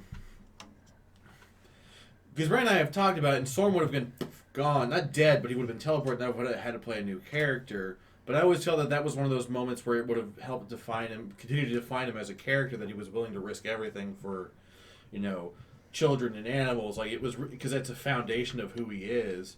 And I think it kind of sucked that he was defeated by, a carpet, but, that's what Nat 1s do. Yeah. Because even though it would have caused me to have to play another character, I think it would have been a good moment for Sorn and even the Stormbreakers to see like Sorn, who is sometimes their shield in a lot of ways. Like he tends to try and talk his way out of mistakes that are made. People tend to people like Sorn, so they it kind of helps. He's also their tank, so that helps as well. So I think just part of me would be like, it would be nice to see like if it was like a wake up call to Stormbreakers, like, oh crap, Soren's gone, what do we do? Oh no, tank gone. Yeah, no more tank. Granted, I would have replaced him with another tank. With another tank. But like as far as characters go, it would have been interesting to see like how everyone reacts to like, oh crap, Soren really does risk it for the smallest man. Granted, being the only lawful good character. Everyone would have been like, well, he's an idiot. Just a little. But it's one of those things where I always that I think about, like, man, that kind of sucks that that was robbed of him because of because that Nat 1, it was just, he tripped on a carpet, and that kind of sucks. Yeah. Now, we did have a question in chat. What's one thing that we would change about D&D in general? About the game? Yeah. Is there something about D&D, especially I guess for your new players, is there something that you guys feel that should change about D&D? Whether it's how it's played, any lore that you've run into?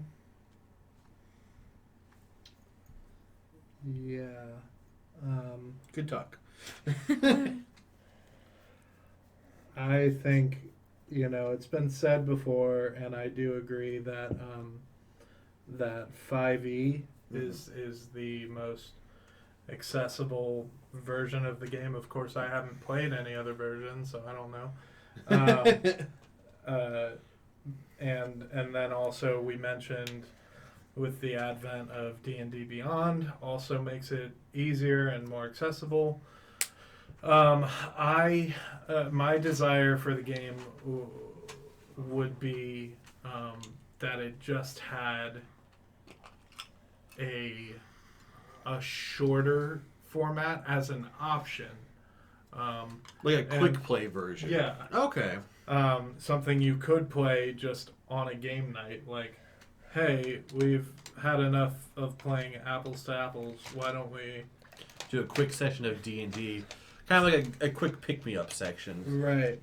I can see that being a good thing. I mean, to that point, there are ways to play it like that, where they're just really short, sort of broken sessions. It's sort of like, instead of doing one long or overarching campaign, they're like small little segments of a greater picture of a story. Right. Once again, that's kind of a DM thing, where it's like, I know for me, that would be difficult for me to do as a DM, because I haven't gotten there yet with my timing. Like, even my one shot turned into a 2-shot. You know what I mean? Like, my timing's just not that good. Well, maybe if it came down to something, like, because with D&D, the roles are so, it changes everything.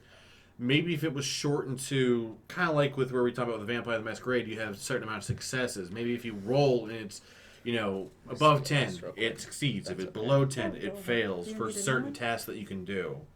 Right. Yeah, as opposed to, like... Well, I mean, and I think basically, like, a shortened one-shot type scenario. And I don't disagree with you. It would be something, easy that maybe, would cover an hour. But I think the problem with that is that it would be pretty much the same formula every time. Like, for example, like, hey, this person's kidnapped, go to this tribe and confront them and get them back. And then you fight. You know what I mean? It would be like, task, fight thing, move on. Paper towel. Paper plate. Paper plate. Paper towel. Same thing. There's 2 of them. There's 1 of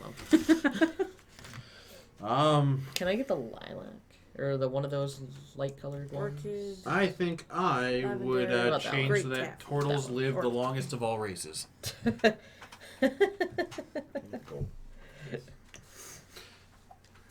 But that's just me, because one of my favorite races is the turtles. Oh, that is not shaken up. That is I like like all turtles. gel.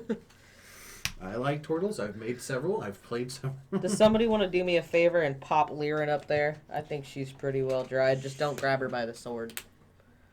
There you go. Soren's time in the spotlight was so short. So next up in the DM camera is going to be Lirin. Lirin. I am not Hannah, so I don't know if I painted her to do justice, but You can you see her? yeah, turn her a little on the side so you can see the shield the other way. Oh, the other way. Yeah. To your Well, cowabunga, now I the have shit. made Yeah. a turtle called Dono, which is based off of Donatello. Nice. Why? Because I could. Nice.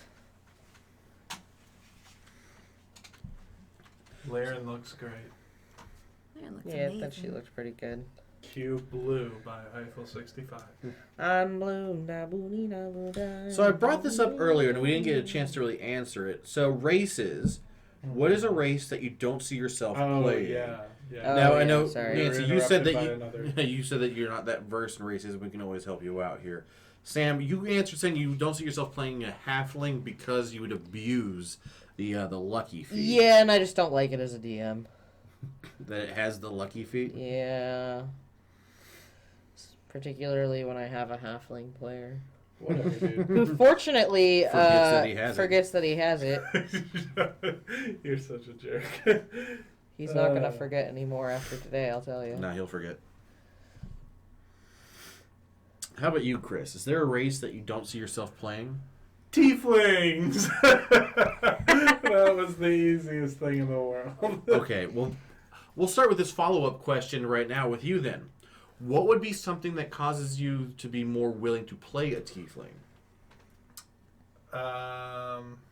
They weren't associated with Fox. Right. Wow. So hateful. I can see you play. I have made a tiefling that I think that you would play. Okay. So his name is Arcthos, and this was because Brad and I have talked about this. Was forever ago. God, forget playing the Logoth. You're just a fish. So you're basically just a fish. You have high AC, but if you stay dry, you die. You're still just a fish. So yeah, Brandon, this was a while ago. This was originally going to be the original backup for Sorn if Sorn died. So I developed a tiefling named Arcthos, who is a paladin.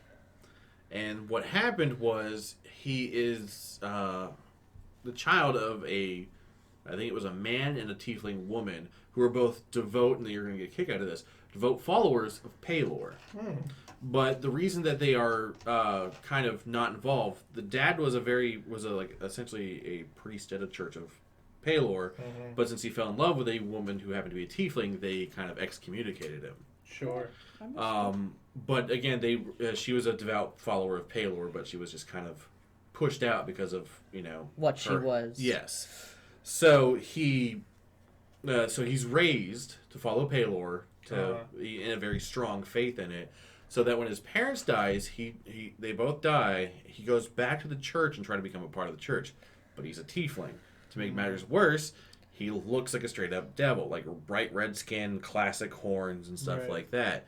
And the church are we don't know, we're not really sure about this.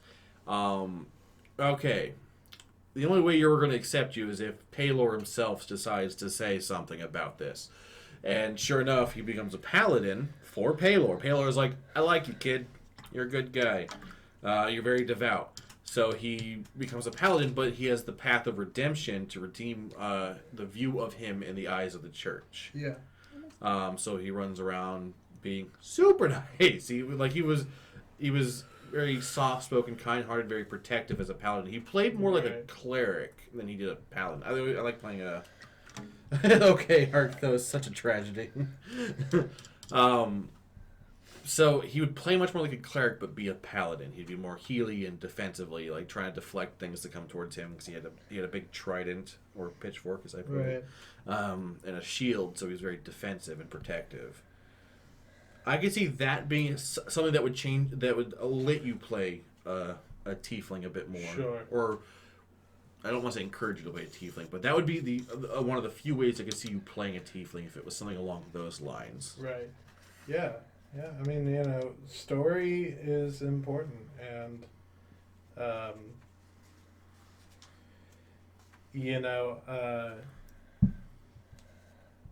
yeah, it's a good thought exercise.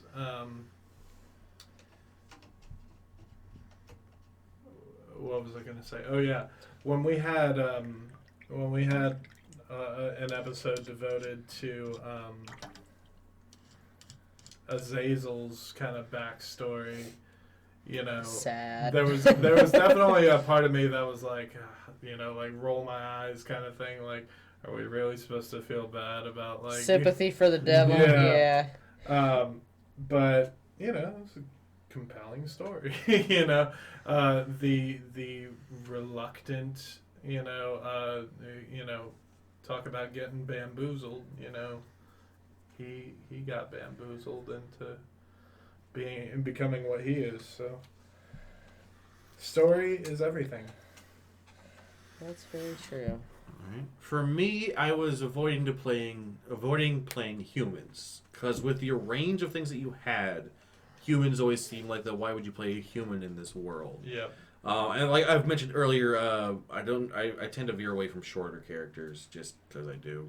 Mm-hmm. But when it came to humans, I would have to find an excuse, and the first excuse I really found was playing he was a luchador essentially, because I'm very ingrained into that culture and enjoying it a great deal. So I'd have it where his dad was a very famous, you know, fighter or luchador. Mm-hmm. And with that culture, you pass down your mask usually to your kids or a protege. And his dad was like, if you want this mask, you have to go out and make a name for yourself. So he gets the mask. It's like, all right, go out there and prove the name of Dragonheart. And I was like, okay, cool. So now he's this human trying to prove himself in a world full of things like half dragons and Goliaths and stuff like that. It's like, all right, how are you going to be important as a human in this world? Yeah. See, I had said once upon a time that I would never play a wizard and I would never play a human, and here I am playing both. Right. Sometimes I just think you have to find a reason why you would play something that you're like, I wouldn't play that. Well, you know, for me it was, I was sitting there and I was like, all right, what kind of character do I want? Like, you know what I mean? What am I going for? And what I came up with was Chet. So You can't just jump to that. well, okay, so We're all you know on the when edge I of our was seats, when like- I was developing the character, it was like, all right, what do I want? And I was like, I want a guy who comes off really nice but really dumb, but is actually really smart. So I was like, all right, what is one of the dumb stereotypes that I could pick? And I was like, cowboy. Cowboys are supposedly dumb. But then I was like, but The he's word a you're looking wizard. for is redneck. Okay, whatever. But I wanted him to be really smart, so I was like, all right, what's one of the smartest classes? Wizard. So he became he became a cowboy wizard, and it just sort of went from there. Tragic backstory. I think you're thinking of El Mago from the WWE career mode and the glitch fest that is 2K20. Where if you look at some of our old performance checks, you'll see Soren and Cal in a weird setting of that world. Ah, yes. Good old Glitch Fest. Glitchfest 2020. So, Morena, Yes. Nancy, there are a ton of races. And I'll kind of go down some general ones, and we'll see if that's something that you would never be interested in. All right. So there is bird people. The Aarakocra. There's the Aarakocra or the Kenkus. Yeah. How about bird people, yay or nay? Well, I don't see. Okay, so you can go down the list. You can say Dragonborn. You can say that there's some fish people. And I can't say I have anything against playing it because I don't Right. know how they would be played. That's, yeah. And that's a valid point. Yep. Yeah, kind of what I was saying about Cleric earlier. And actually, my first ever character in D&D, of course, you know, we've talked about it before.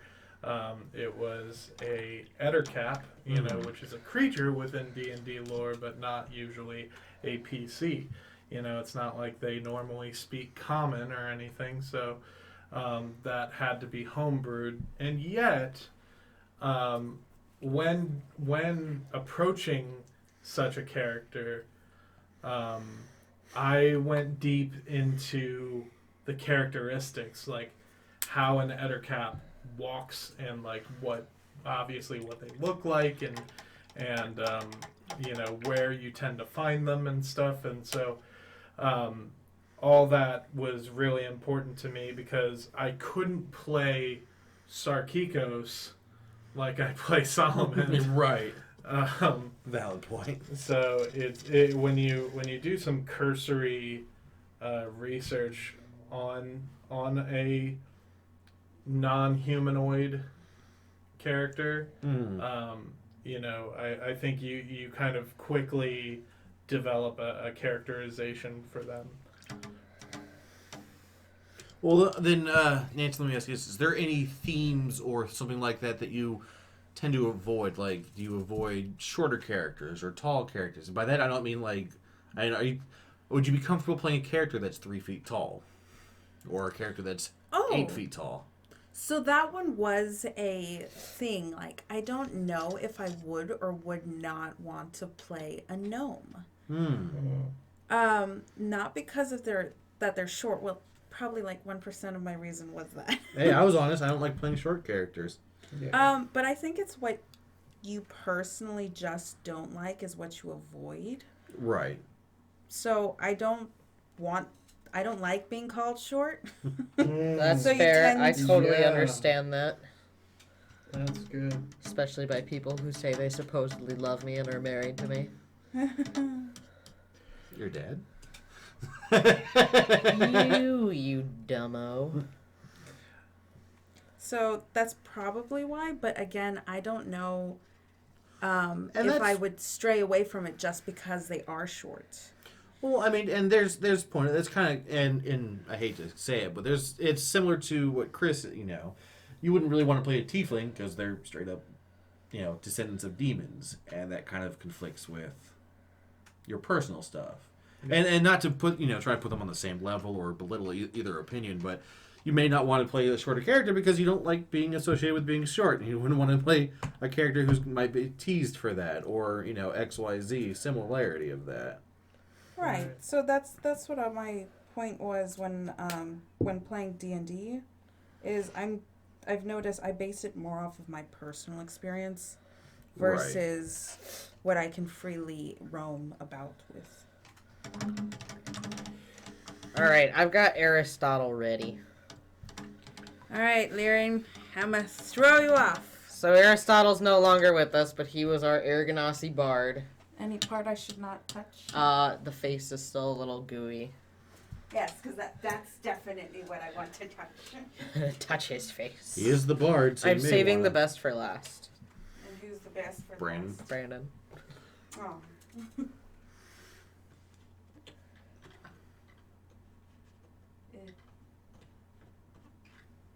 There you go. All right, so we now have Aristotle up. What's a magic item or a kind of magic item do you want your character to have? Belt of giant strength. That is too accurate. I want sword strength to be 24. I think we all want sword strength to be 24. Let's get real here. Okay, well, how about if he had a Yikwa that was similar to Gungnir of Odin's spear that never misses its mark? If he had his Yikwa and he was like, okay, hi-ya! And it doesn't miss. Yeah. That would be broken. Where did I put Or my... I just roll with advantage for hitting someone. Yeah, but the point of a never missing weapon is to never miss. I said similar to Hit or Odin's. miss. I guess I never miss. Sorry. No, it's fine. It's gonna be stuck in my head all day. Does he want to kiss ya? Look at what you've done. Can't believe you've done this. Can't believe you've done this. So just for the record, Brandon, I am not painting you in a mankini. That's just what it looks like. Y'all gotta wait 10 more levels. I think Chet would love to have a wand that's a chili spoon. He already has that. Well, he has a chili spoon, and he has It's not a wand. a wand yet. He wants like a chili spoon wand. thought like it was. a +3 chili spoon wand. I was like, I was pretty sure your spoon is your arcane focus, isn't it? I mean, I want that to be my arcane focus, whether it is or not. Brandon said the same thing. That's broken! Yeah, that wand is broken. No, you're broken.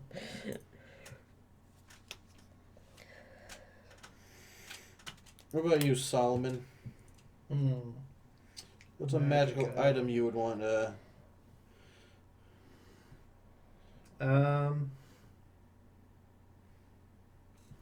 Good question.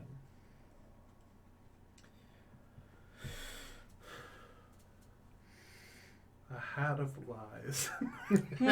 No. Funny No story. hat of lies. So in my Advantage is campaign, broken. I made what's called a hat of lies.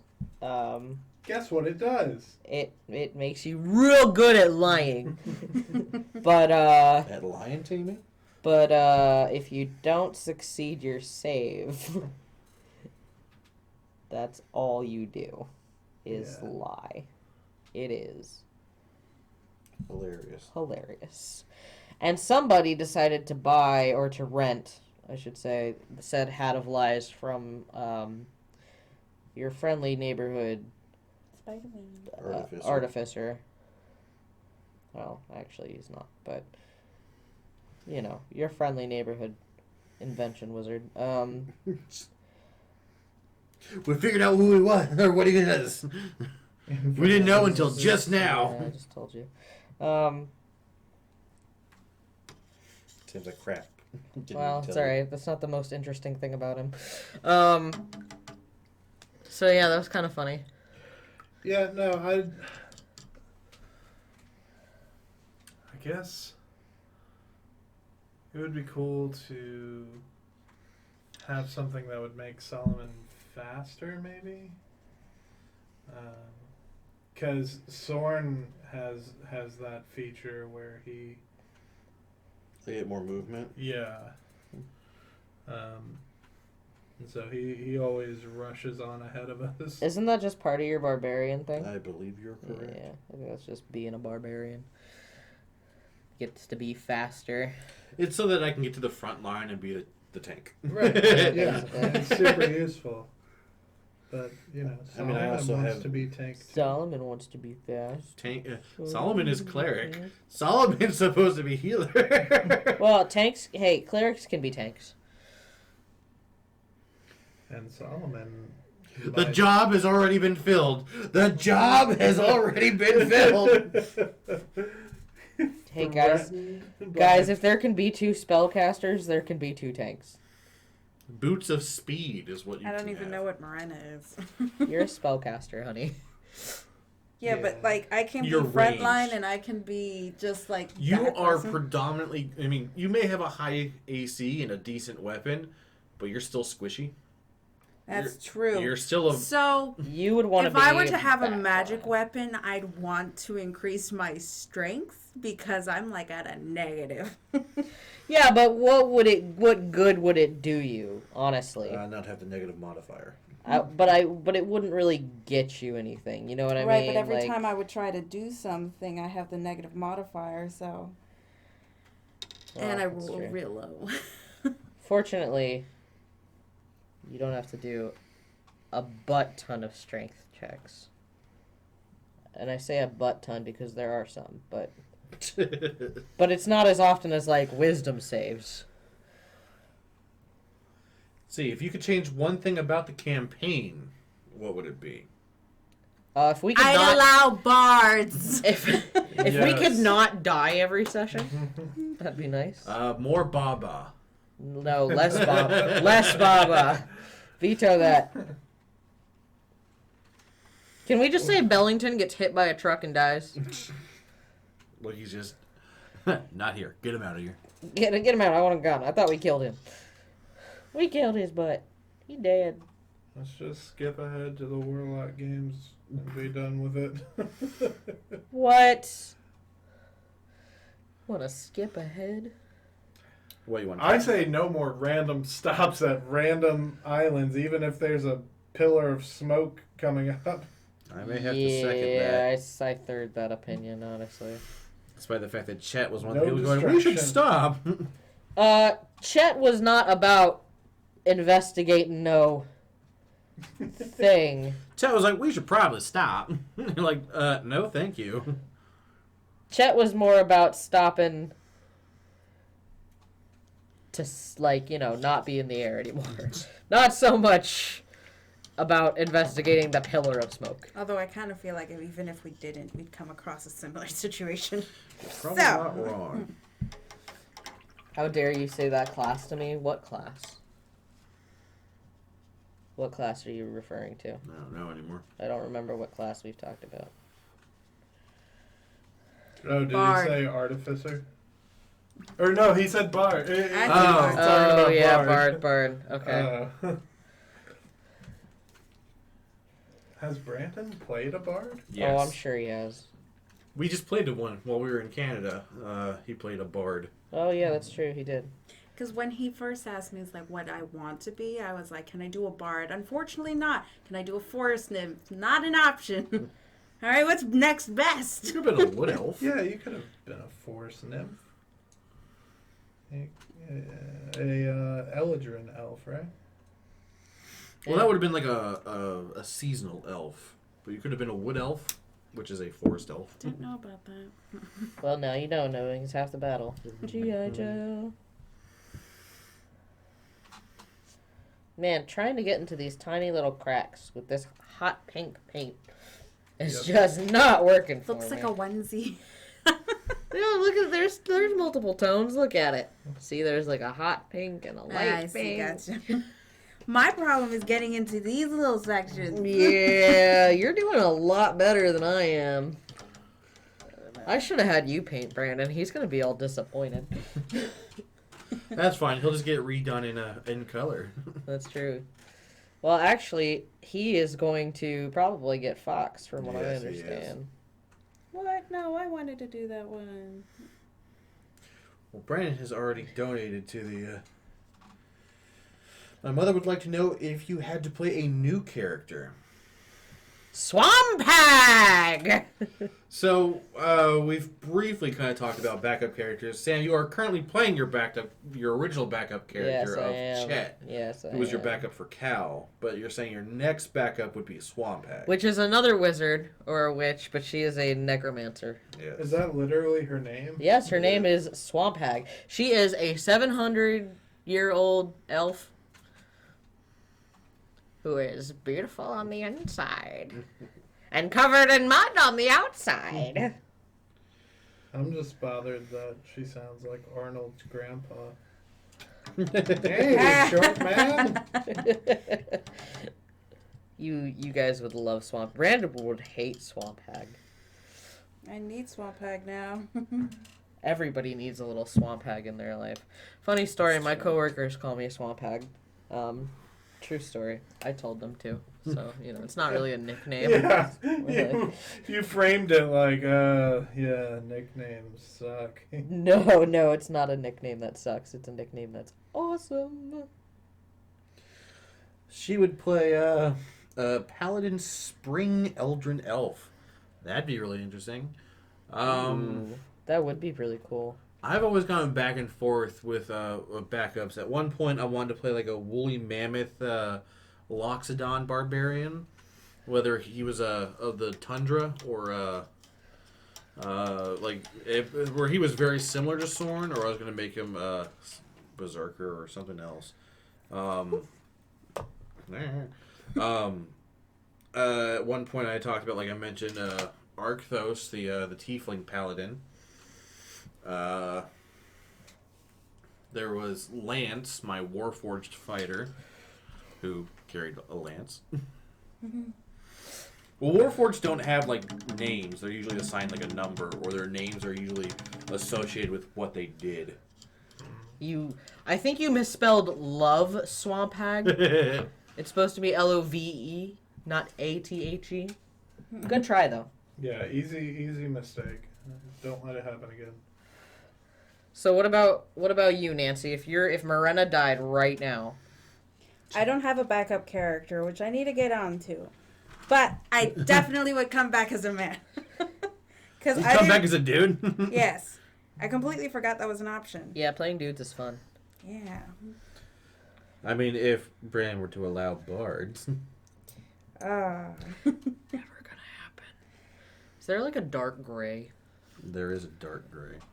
It's really called That's That'll not work. It's called dark gray. Well, there was one darker than this one, I think. Was there one? There's a silver. Nah, dark gray's fine. I'm gonna start with Balal. Now that Brandon's DM and he's done.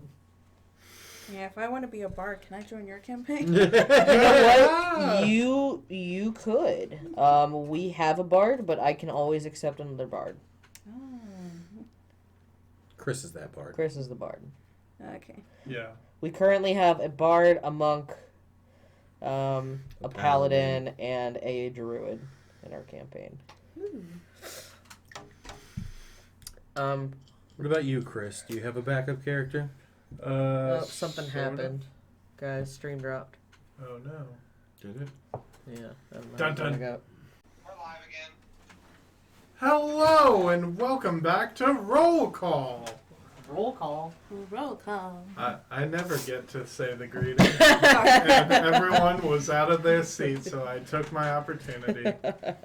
We want to thank you guys for sticking around with our stream. We were facing some technical difficulties. Yeah, the internet just for some reason decided that it was gonna be like, no, I'm not a thing anymore, even though it's definitely a thing. So, that was a thing.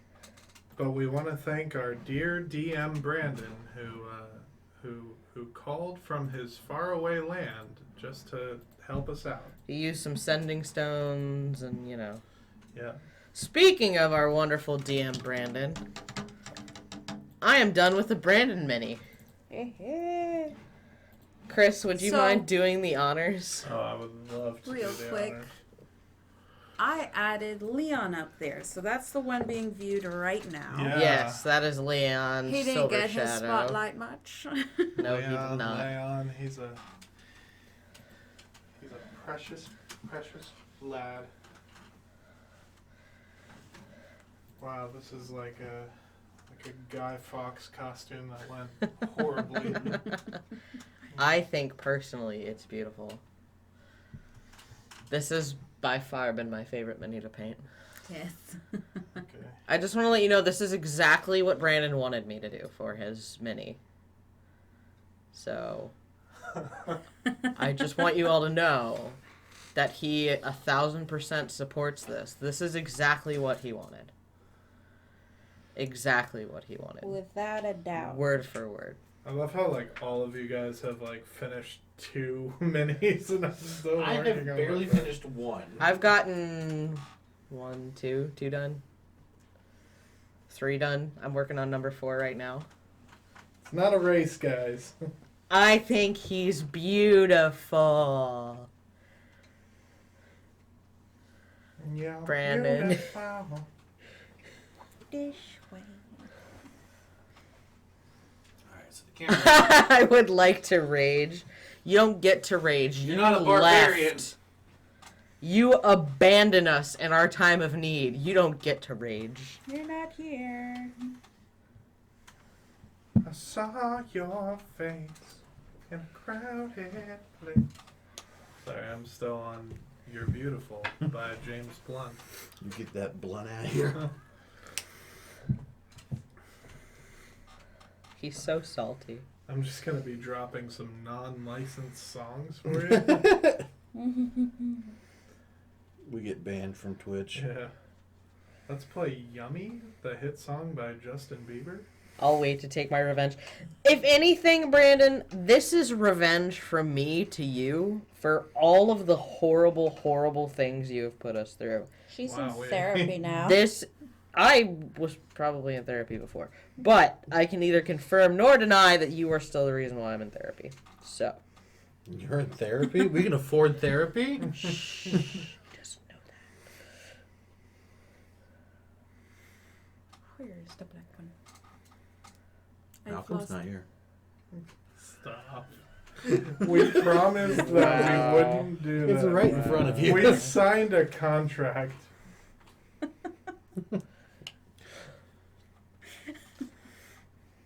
Besides, I already finished Leon. He was already up there. In time. No, you don't get to revenge me for this. All of the stuff that he's put us through. This is the player payback. You gotta suck it up there, sport, and deal with it. Sport. That's right, I called you sport. Sporticus. Yes, Dungeons and Dragons is therapy, unless people are trying to kill you every single session. And no one can fight that. And then it's just like anxiety. Just all the time. Oh, does he stick to the top of that? Mm-hmm. Oh, cool. You got a magnet. You think you're done with him? Just about. I think I'm gonna put little dots in his eye sockets. I wish you the best of luck. I'm not gonna use a paintbrush though. I have a pen in my bag. That's probably the best way to try to do that.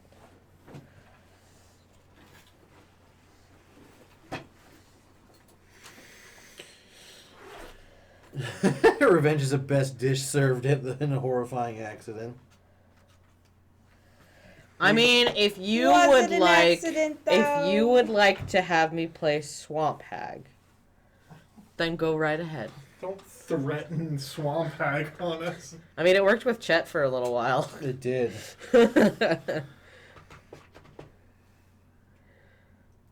I don't know why I decided to paint his cloak this color, but it's a really ugly color, and I really regret this. Brandon made it pretty much, by the way, that like Going for an Solomon Assassin's Creed looker. was forced to trust Chet because like I went down every possible avenue of like trying to see if he was a traitor or Yeah. something. Yeah, I gotta be real honest with you. What the hell, man? All he discovered is that Nana is now a deity. Nana's always a dude. You know, I gotta say though, I was so mad that the roles just weren't there because I really That wanted was Chet such a to figure. fun. I really wanted Chet to figure out what you had done, and let me tell you, you better hope he never finds out. Well, I'll just waltz up to you next time and be like, "Hey, remember that one time I was in your Remember that one time that I was in your in your dream? brain. What? No. When was this? Where was I? You were there. You were asleep. Alrighty, so let's go back to our questions that we were discussing a while ago. Yeah, where were we? What was the question? I'm God. He's like, God, get that mini off the camera. You love it. Don't worry, Solomon's about to be up there. So, let's see. We've discussed changing things about D&D. We've talked about backup characters. I know we had a question a little ago about our backgrounds or our backstories. Character backgrounds or personal? That's what I'm about to ask to clarify. Are we talking about our current characters' backgrounds? Or are we talking about our backgrounds as people? Because if you're I talking don't about know. my character background, okay. If you're talking about my personal, expect some lies. Expect some lies. I was born in a log cabin on the 14th vernal equinox. Oh, I thought you were about to start going into like some spiel that you were like Abraham Lincoln. No. I was born. Oh, in did a we log- drop stream again? No. No, we're still up. Was it me? Did I drop? Yeah, yours was just the only one. Okay, I drop. This silver does not come out of the brush. So backgrounds. What are we doing? Yeah, we Ren could do said check the character stream. background.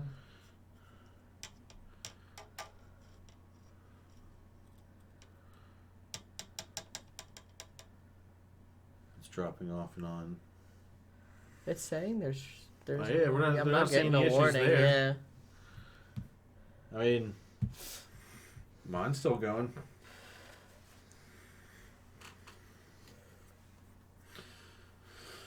Because Because I kind of think we already covered the whole background for characters themselves. Well, I mean, we talked about descriptions, but, you know, it's something pretty interesting that I've been wanting to get into, but I haven't quite solidified, is, like, Solomon's backstory. Like, yeah, he's a cleric from the Twilight Order of Pelor, but, like, but what else, you know?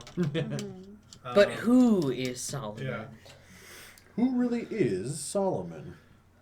Well, I'm about to show you because my mini is finally done. Oh, Yay! I even gave him little eyes. Oh,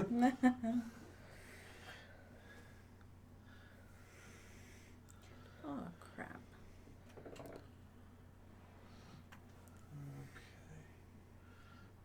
Here we go, little buddy.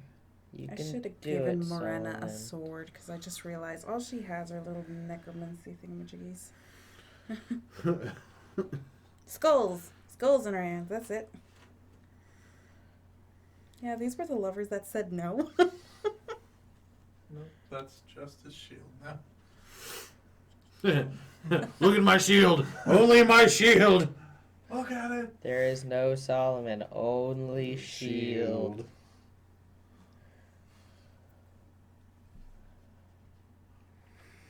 There we go. Yeah. So that's Solomon. But yeah, as far as Solomon's backstory goes, I'm actually gonna. I plan on having a sit down with Brandon and kind of exploring that, because communication with your DM is key. No, As it's not. Just discussed let in your our team do episodes of everything. Detention. Because if I was just gonna say that Solomon was once a tiefling, you know, and he just happened to wild shape into a ape-like shifter. Is that why he hates tiefling so much? He hates his own kind. Yeah, he's a textbook self-hater. Kind of like my dates. He says turn him the other way. The other way. The other do you way. want to see his cape? Because I made his cape purple. That's pretty. Also, Morena has a robe of which is not on the mini. So, also I've been meaning to clarify, she's not always dressed like that. She has the robe on. Right. She occasionally takes it off. She's just mostly naked all the other times. Yes. I got you. I'm picking up what you're putting down. Yeah. You're like, what is that again? What am I putting down again? That's one funny aspect of Solomon, is that he has this beautiful gleaming armor, and then he wears sandals. Monkey man. His feet are totally unprotected. Talk about an Achilles heel. Now it says we're dropping frames again. It's like dressing up for an interview and wearing Crocs. Oh gosh. Well, I like to dress comfortably. Well, I asked Brandon if Solomon could be barefoot, and he just gave me a flat no. Yeah. Oh. So we're actually having a lot of issues with our stream tonight. A lot of difficulties. We'll probably keep painting these minis, and we'll post some pictures on our Facebook, as well as to our Discord and Instagram. But I think this is where we're gonna call it on night for the stream. We're starting to drop some frames here, so thank you guys so much for joining us. We will be back again next week with another thrilling episode of our campaign. Yes. We really appreciate you guys hanging out with us. If you have more questions for us, you can always drop us a line on Facebook, Twitter, Instagram, whatever. Otherwise, we will see you guys next week. I've been Sam, your host for the evening. Brandon, come back to us. I really need to play D&D. Now hit it, technical producer Ghost. Goodbye, everyone. Bye!